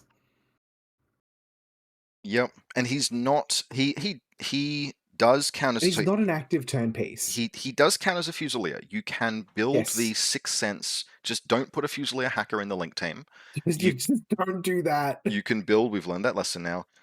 Look, this is a faction that has linkable Hideout, linkable Hawkwood. It got all of the shit from the best friends. Hannibal. Hannibal is actually solid now. There is You've got Lang Valkyrie as Kai, well, right? Valkyrie. You're a little bit wishing that your smoke was a tiny bit cheaper, but we can't really complain about Varangians. You've got Blade Ops in this faction. You barely even need Blade Ops because you've got bloody whatchamacallit, the Hideout and Lashmi. Like you are so just swimming in linkable pitches that the fact that you've got blockers in this is like, oh, well that's nice, I guess. But you can build a list with White Company that's like, oh yeah, cool, this does everything, except that it's got maybe one more single wound gunfighter than you'd like, but that's fine. And it's got an orc, and then you're like, well, the biggest gun is tag, and that's where it begins to run out of puff. Is you just really don't want to be taking an Anaconda, a Guija, or a Scarface as your like apex piece, and so you're No, you forced don't. back to you're forced back to like a hideout smoke shooting or a regular old orc or a Kahu, or I think you've got Nissays in this faction, and I'm not sure if they can You do like. have Nissays. Yeah, they can link. They don't count as anything, so you need to slap dudes to them. A Nissay smoke shooting is very single wound, Excellent. but an excellent suppression piece, and that will like you put that into something like a Vistral, and you sit there being like, I really hope the Vistral doesn't roll a 3 on any of the 12 dice it's going to roll against me before I put it down. Yeah, I know, right? You're like, come on. Because as long as that doesn't happen, but you are deeply gambling on that. Um, but there is enough here. This is genuinely like you've got good, you've got good hacking that is just not good enough to survive Apex Predators. Like you can absolutely build a white company list that loses immediately on turn one to military orders, um, Yep. and does not punch through military orders in its active turn. Has it stopped being weird saying that yet? Where you're like, oh yeah, you build this list and it loses on turn one to military orders. I'm still not used to hearing that. No, it's very. I'm I have the weird like this is this what happened because like we at some point in some past timeline and now the US president is who and like when did this happen when did we just go off the fucking rails and like the inevitable consequence there's like this domino effect somewhere that ends with who is in the White House and white company loses to military orders on turn one in the hacking game. um, Yeah. but there is enough there that they sit.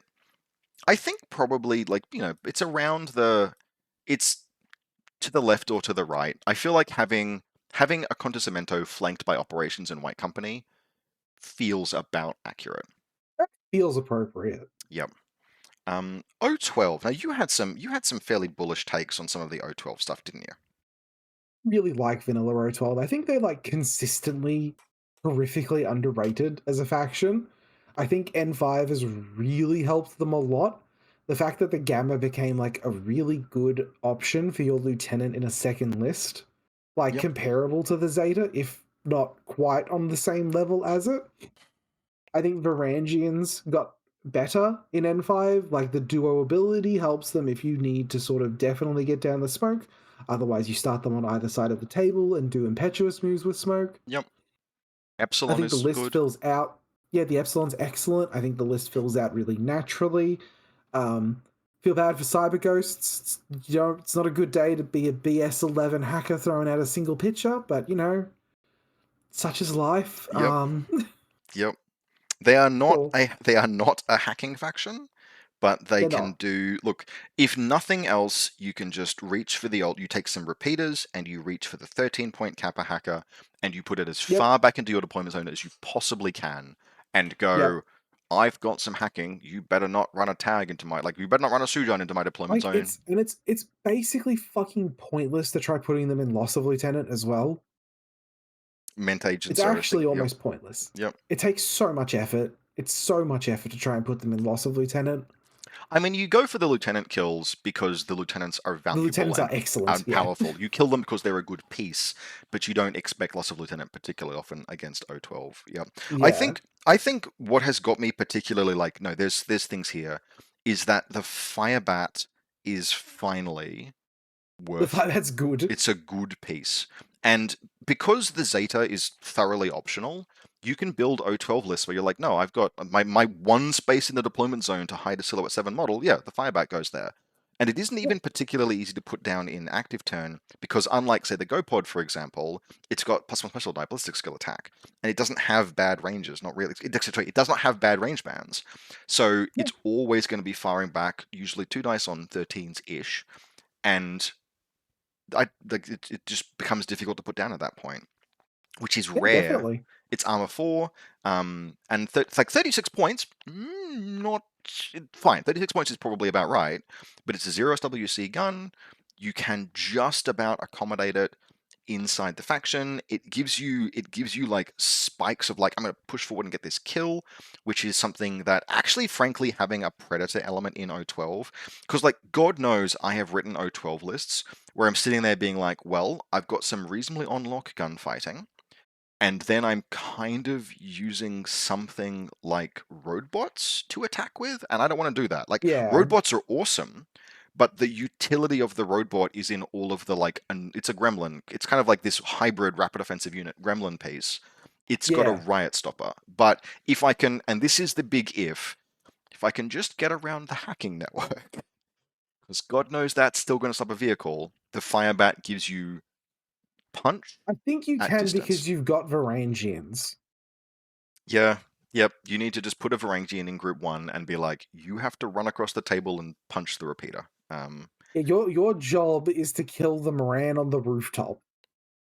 I mean, it's to kill. Like, that's not hugely necessarily a going concern as much these days, but it's to kill. Like, No.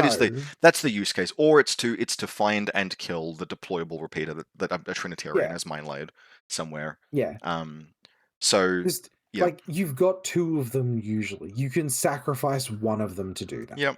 And there's some interesting vanity picks that you can just about afford in this faction, and that's totally fine. Yep. Yep. I think. No, look. Tell me what you think. Where would you? I think there's still a fair bit of fat in here that you're like, oh, you could easily shed that. But where would you put them?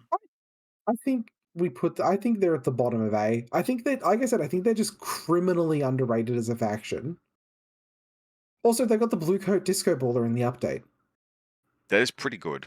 He's not. That's really good. He's not cheap. How many points is he? 16 or 17? 16. 16 for Ballistic Skill 12 Disco Ball that is doing, frankly, nothing else, but that's okay. Is still 16-point disco, and sometimes you just need that. I think the biggest issue with them, and why I'm a little reluctant to put them top of A, is that they are a faction that very easily gets bracketed by repeaters and then just sighs and has to spend the entire turn punching repeaters with Varangians. Like a whole turn. And your pieces are mobile enough to where it's like they can use less orders to get more done. Yeah. I am reluctant to put them above like combined army, but part of that is inertia. Is there anyone else in these remaining pieces? I accidentally added combined army twice, so please ignore them. Is there anyone else in these remaining 5 factions that you would pop into A tier? Probably not. So in the interest of not having combined army reach A tier, and because we will need to fill these out somehow, sure, we're doing that now. O12, No, bottom I of. just think you can build more lists with O12 than you can build with Combined Army now. Like, the lists look more interesting. I'm not sure I would go that far, but I do think it is close. I think you're being more optimistic Yeah. than I am, but a faction that's got access to Moonrakers, a Ment Agent, Roadbots, a Firebat Attack Wing, Varangian Guard, your pick of good lieutenants, a gunfighter. The biggest issue is that you really just kind of have fuck all going on for hacking, and that is a vulnerability, but you have to build your list to play around that, and if you do, yeah, okay. I'm a bit mixed on this, but sure, let's make a statement. Where would you put Starmada relative Don't to. like. I've never liked Star Martyr. Like, somewhere in B, probably somewhere below a Conto. They're so similar to vanilla O12. Like that's genuinely you think the presence of the gamma and that's most of it. Varangians? You've got access to Varangians and Stamata. Do you? Yeah, AVA 2. All you need. Yeah, I just don't like them. I don't think they're so close to vanilla O12. And I think for certain players, like for me, Stamata would probably perform marginally better because the link options are just a little easier to pursue, and they've got a few. The vanity pieces in Stamata are a better fit for me. Like, love me some Andromeda; she's a great fun to play with. Where they sort of fall back a little bit, and they've got probably better hacking as well. It's the second gun. What is the second? I mean, you run a Zeta and a linked. You run a Zeta and a linked, because you can link the Beta Troopers with the Don't Epsilon. say, don't say that. Don't be like, oh, Zeta and like a linked Vidoc. Don't say that to No, no, me. no. Linked Epsilon. Linked Epsilon. The Epsilon Beta Trooper link is really solid. Like literally, it's a duo of a Beta Trooper Doctor and an Epsilon, and you're like, cool, Yeah, I'm set. he's still very one wound. He is, yep. But then there's a Zeta. There's a Zeta picking up work around that. And what you begin to fall away with after that is that you start doing things like robots and Oko duos, and that seems really cool. But you do not have a defensive midfield, and your hacking is. There are some interesting hackers in the Darkos are faction. not Moonrakers. They are very deeply not Moonrakers, yeah. And so your That's midfield. one of the big things. That is one of the huge things. Is like the presence of two Moonrakers just makes me feel safe. Yep, yep, yeah. You spend 30 points and 1 SWC to buy yourself a first turn with O12, and the premium you pay for that in Starmada is considerably higher. Um, Yeah, I feel comfortable putting them in and around kind of like the Steel Phalanx area. Like this like next to Tunguska feels totally appropriate to me because there's plenty of solid strength there, but you think they should be a bit lower? I personally just I've personally never really been impressed with Starmada, and I understand that's probably my personal bias speaking. So I'm happy to defer more to your judgment. Um no, all right, we'll put them I don't think they're as good as Forerunner. Um, Yeah, I I I just don't. I do think they're Yeah, better than Invincibles. I don't think they're as good as Verona, so let's pop them there. that's fair. I just yeah, I don't know what it is about Star Martyr. I've tried a couple of times. I've tried to build lists, and every time I'm like, I'd rather just build a vanilla 12 list. Yep. So I've already ranked Torchlight Brigade. We can move on to JSA. Where Don't do this to the Torchlight players, Rob. They already hate you so much. it is unfair. Oh god, it's a Moonrakers are really good. Hippolyta is excellent. This concludes the things I have to say. Like they've got linked wave So riders. here's the problem. Here's the problem with Torchlight Brigade. When you get right down to it, you start with this. You start with where is he? What are you looking You for? start with that. I'm Do doing not a thing send really me a quick. link code while we are recording a video. Just talk I'm not about the P. sending. I'm not. I'm just counting how many points this is the problem. No, we're not doing this live. You are running two. You're running a Ment Agent, your Lieutenant of choice. Usually that's going to Yeah, be a prime, like a Ment Agent, a prime. yeah. Uh, It's literally it's you eat your vegetables. It's a Ment. It's a Prime. It's a Beast Hunter. You two Moonrakers, and that's 112 points. And then you have 188 points of freedom of expression, and that's not a lot. it's no, and you have not included any. You have to put some specialists in the list. I do. Yeah, I like Striders, but like the Torchlight Brigade. I remember they were billed as designed for N5, and that is you got to eat your vegetables, and your vegetables in Torchlight Brigade are 112 yeah. points. They feel like they're a faction that was designed for what the developers thought N5 would be during N4 because that's what they were. And that's not an indictment. That's like, yeah, they did their best at making a faction during that time looking forward. But like when Torchlight dropped in N4, it was like, yeah, this is cool. Striders are fucking sweet as hell. Prime is really good. All of this works and all of this is appropriate to the game's power. And then over the course of N5, we've seen the like sharpening of swords, usually in a fairly pleasing way. Like I'm totally down with like where ARO pieces sit in this current edition. I like the idea that you will have to against an ARO piece, you will need to consider not fighting it. That's something that is like interesting in terms of the game dynamic. But Yeah, it's great. Torchlight Brigade are a faction that was just kind of designed in a different era, in a different kind of less complicated, more straightforward, and they have not translated. Particularly More think like simple as era. yeah, yep. So yeah, like they're next to Onyx Contact Force, they're next to Akari. The vegetables, in fact, we're gonna keep moving them. I think they are just behind Aleph for Yeah, very the similar reasons. vegetables. Like you take the stuff that you have to take for the list to function, and then you have some stuff left to do. And Then you got some freedom of expression. once we get to the right of this line here, you actually kind of like don't have the shit to make the list necessarily function, where you Yeah. really scrape and make compromises. Torso Brigade, the basic list construction does not have to compromise, but then you are trying to figure out what to do with your remaining points. Yep. Yep. All right. Vanilla JSA. You've got a local who's I like have one they think local like vanilla. who makes them work. Now, so his name is Matty, and he Yeah, I love Maddie. He's 100% great. he 100% understands what he is doing. And he is willing to put the time in. And this is the thing you can do in Infinity, right? This is the thing that like Lockie Carter did with military orders in N3, which is if you just spend the time learning this, you will eventually develop such a knowledge advantage that you are able to just exploit like tiny little things, tiny little edges, and make a faction work. And Maddie is on his journey of doing that in vanilla JSA. That is not the same as saying that vanilla JSA is a fantastic faction. It's one of I those think they're like, fantastic. why does it fucking exist, Maddie? I am begging you to just pick which of the sets of pieces that you like. It is Matt, please stop putting your ball. Please stop putting your balls in the ball crushing device.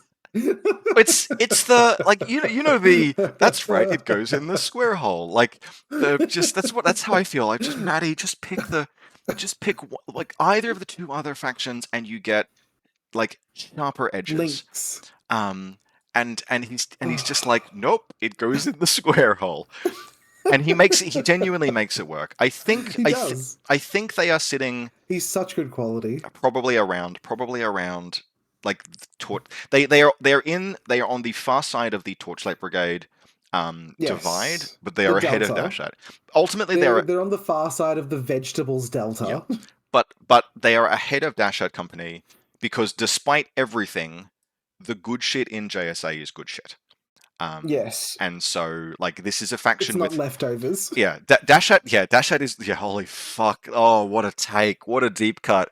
Dashat has changed from the black and gold value faction to the leftovers faction.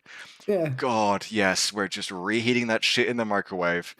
Eat your fucking Libertos. Oh, I loved Libertos in previous edition, but I'm prepared to accept that they are now like 6 days old Their time has finally sort of yeah, come and gone. yeah.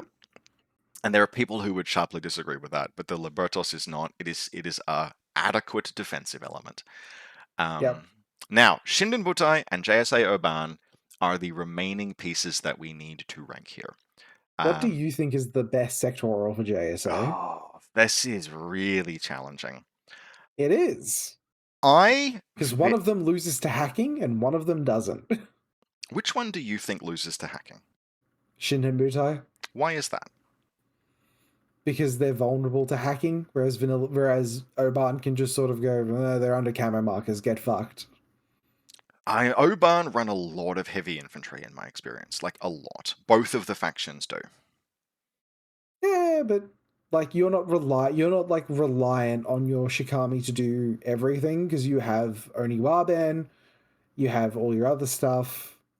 Whereas in Shinibutai, if like your Shizuoka and your Hadamoto don't do the thing that it says on the can, you start running into some real issues. Plus, I like the ARO elements that exist in Oban. Like that fucking the Thunderbolts Kusotsu. Keisotsu is just he's just like an angry little fucker. My personal take would be that there Mm, is just there's a concept a StarCraft player who is also an Infinity player, who's also a Conquest player that I know called Dan has yeah. he will incorporate every single StarCraft analogy into his like talking about games that he can because he followed competitive StarCraft for like forever, and so it's Yeah. fascinating to get his takes. And there's a concept in StarCraft called technicality, um, or like Right. technology of a list, where in StarCraft you watch like Terrans develop, and they add you start with your like basic shit, and complexity gets added to the army as they tech up to a point where they can do all of these different things. Like you progress from your fucking Marines or whatever. Usually it'll be like you get a couple of Marines to defend, and it'll transition into like mech terrain, whatever, and you'll have the vultures probing out, and you get your siege tank. And the first siege tank represents a material change of what the army can do, and then you slowly expand out to the technology that is available to you as more and more and more tools begin to fill out. And it doesn't necessarily become more powerful, but it can do more things. It has complexity that allows expression. And I feel like Shinden Butai is like it's just 5%, it has 5% more technical, usable technical complexity than Oban. And which of them is better is like extremely down to what a player wants, values, or needs in a given moment. I think both of them are Oh, I probably love that they sit on either side of each other. yeah, they're shockingly close, and it really just comes down to I think they are probably better. They're better than Vanilla Ariadna, and they are probably oh, are they better than White Company? Yes. Yep. Are they better than Shock Army? Mm. It's very close, and I refuse to do this. It's exceptionally close. I think they actually probably this divide. Yeah. Like I think they're better than Operations. I think they're better than Yeah. Operations actually, and Okay. that gives us this.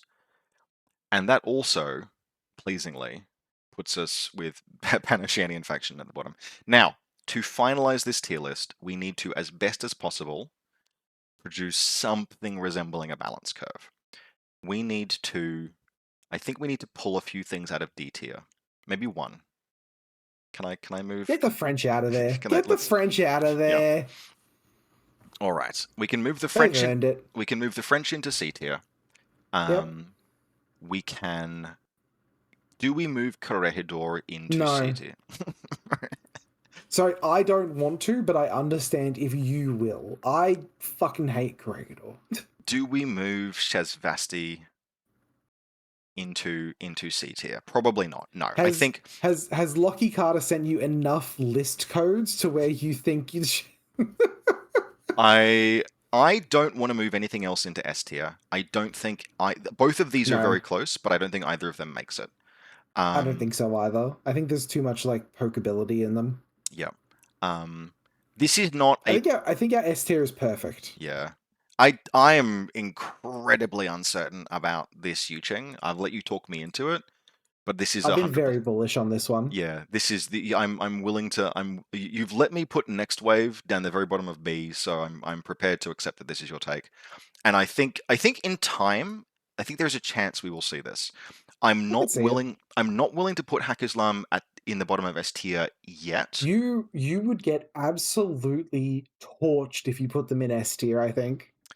I don't think I would because people are still in that stage where they're the like they No, just there are so many Haqqislam players that are like self-hating Haqqislam players where they're like, no, I play a shit faction. it is weird how like every time I'm I right. You know I'm no right. no no I should be used to this at this stage where you do a tier list and you're like this is how strong the faction is, and by absolute definition the strength of the faction is is not a reflection of player skill. If I win a game with Kestrel or Pano or Haqqislam, that is different to me winning the same game with Starko or Druz or US Ariadna, and you will still have players fucking shit, like soil their breeches in rage at the fact that you ranked the faction that they play lower as if it was a measure of some kind of personal quality. Um, anyway, I kind of want to move Steel Phalanx around just a little bit. I think they should be next to Okay. Tohaa. Okay. I desperately want to put Next Wave at the bottom of B. I still, it's probably I'm wrong. also bullish on this one. You can have it near the bottom of B. It's Yeah, not the very bottom. yeah. No, that's fair because of the tech We're that you extremely depressed about new next the wave. tech that you do put in a next wave list is really cool. It's Yeah, it just is. it's like that N3. And It's not as you get more of it than you let on as a well. little. You do get a little. You get a little more. I was able to build a list that included maximum AVA Sartroids, and I don't quite think it's good, but it was possible. Um, Yeah. and it's they are absolutely desperate for a little bit more than they have, but it would not take much to Yeah. move the needle on them a touch. I find French Merovingia making it into C tier hilarious. We're doing that purely for purposes of a bell curve. I don't otherwise think there's anything that I think aggressively we've got needs it to pretty move. locked in, Yep. honestly. And so that, Like, yep, yeah, Nomads at the top of C and fucking Vanilla combined at the top of B is yep. just like aesthetically very pleasing. There are going to be players who are so Yes. mad about both of Oh those. yeah. Oh yeah. And just as a reminder, for those who've reached this far, Corregidor is actually here. But for the purposes of testing who has actually watched this stupid almost 4-hour video, it is being ranked lower for that reason and as expression of Jordan's hatred of the faction. Just don't Is like regular. is Cosmoflot being unfairly treated here? I don't think so. I don't think so. Is Torchlight Brigade? It is, yeah. This is the Vegetables Delta, and they exist there Yeah, the for a reason. vegetables delta. Yep. And I am pretty comfortable. I think we are probably very slightly too bullish on military orders, but not by much. It's literally next to Bakunin. It's literally next to Yep. Bakunin. Like, look, time will tell, right? Like, if military orders had have gotten a second Fugazi, I'd be making arguments for like them banging on the door of S. You would be wrong, but I understand why that would be the case. Yes.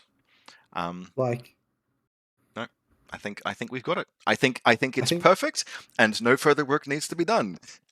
And as a result, I'm going to wrap this video up. This concludes the definitive all factions tier list for Infinity the Game N5 in 2025. I hope very much that you've enjoyed this. Jordan, thank you very much for your significant amount of time this evening. I have had a great time. Hey, Do you so want have to do I. a quick plug for the Lost Lieutenant podcast, or do people who watch this already know about you? Yeah, if you do want to head over to Loss of Lieutenant, we're on YouTube and anywhere where you get your podcasts. We just did a stream a couple of days ago where we talked about all of the changes in the October update and gave some scoldingly hot takes on them. And yeah, Yep. Go listen to Lost Lieutenant. It's a cool podcast. Otherwise, as a quick reminder, if you want to support this channel, you can do so via the Buy Me a Coffee link in the video description below, or by becoming a channel member on YouTube. Big thanks to everyone who has. Your support enables me to continue work on this channel, and I take requests for video topics from channel supporters and donors. Otherwise, and as always, I hope very much that you've enjoyed this 3 hour and 43-minute video, and we'll see you next time.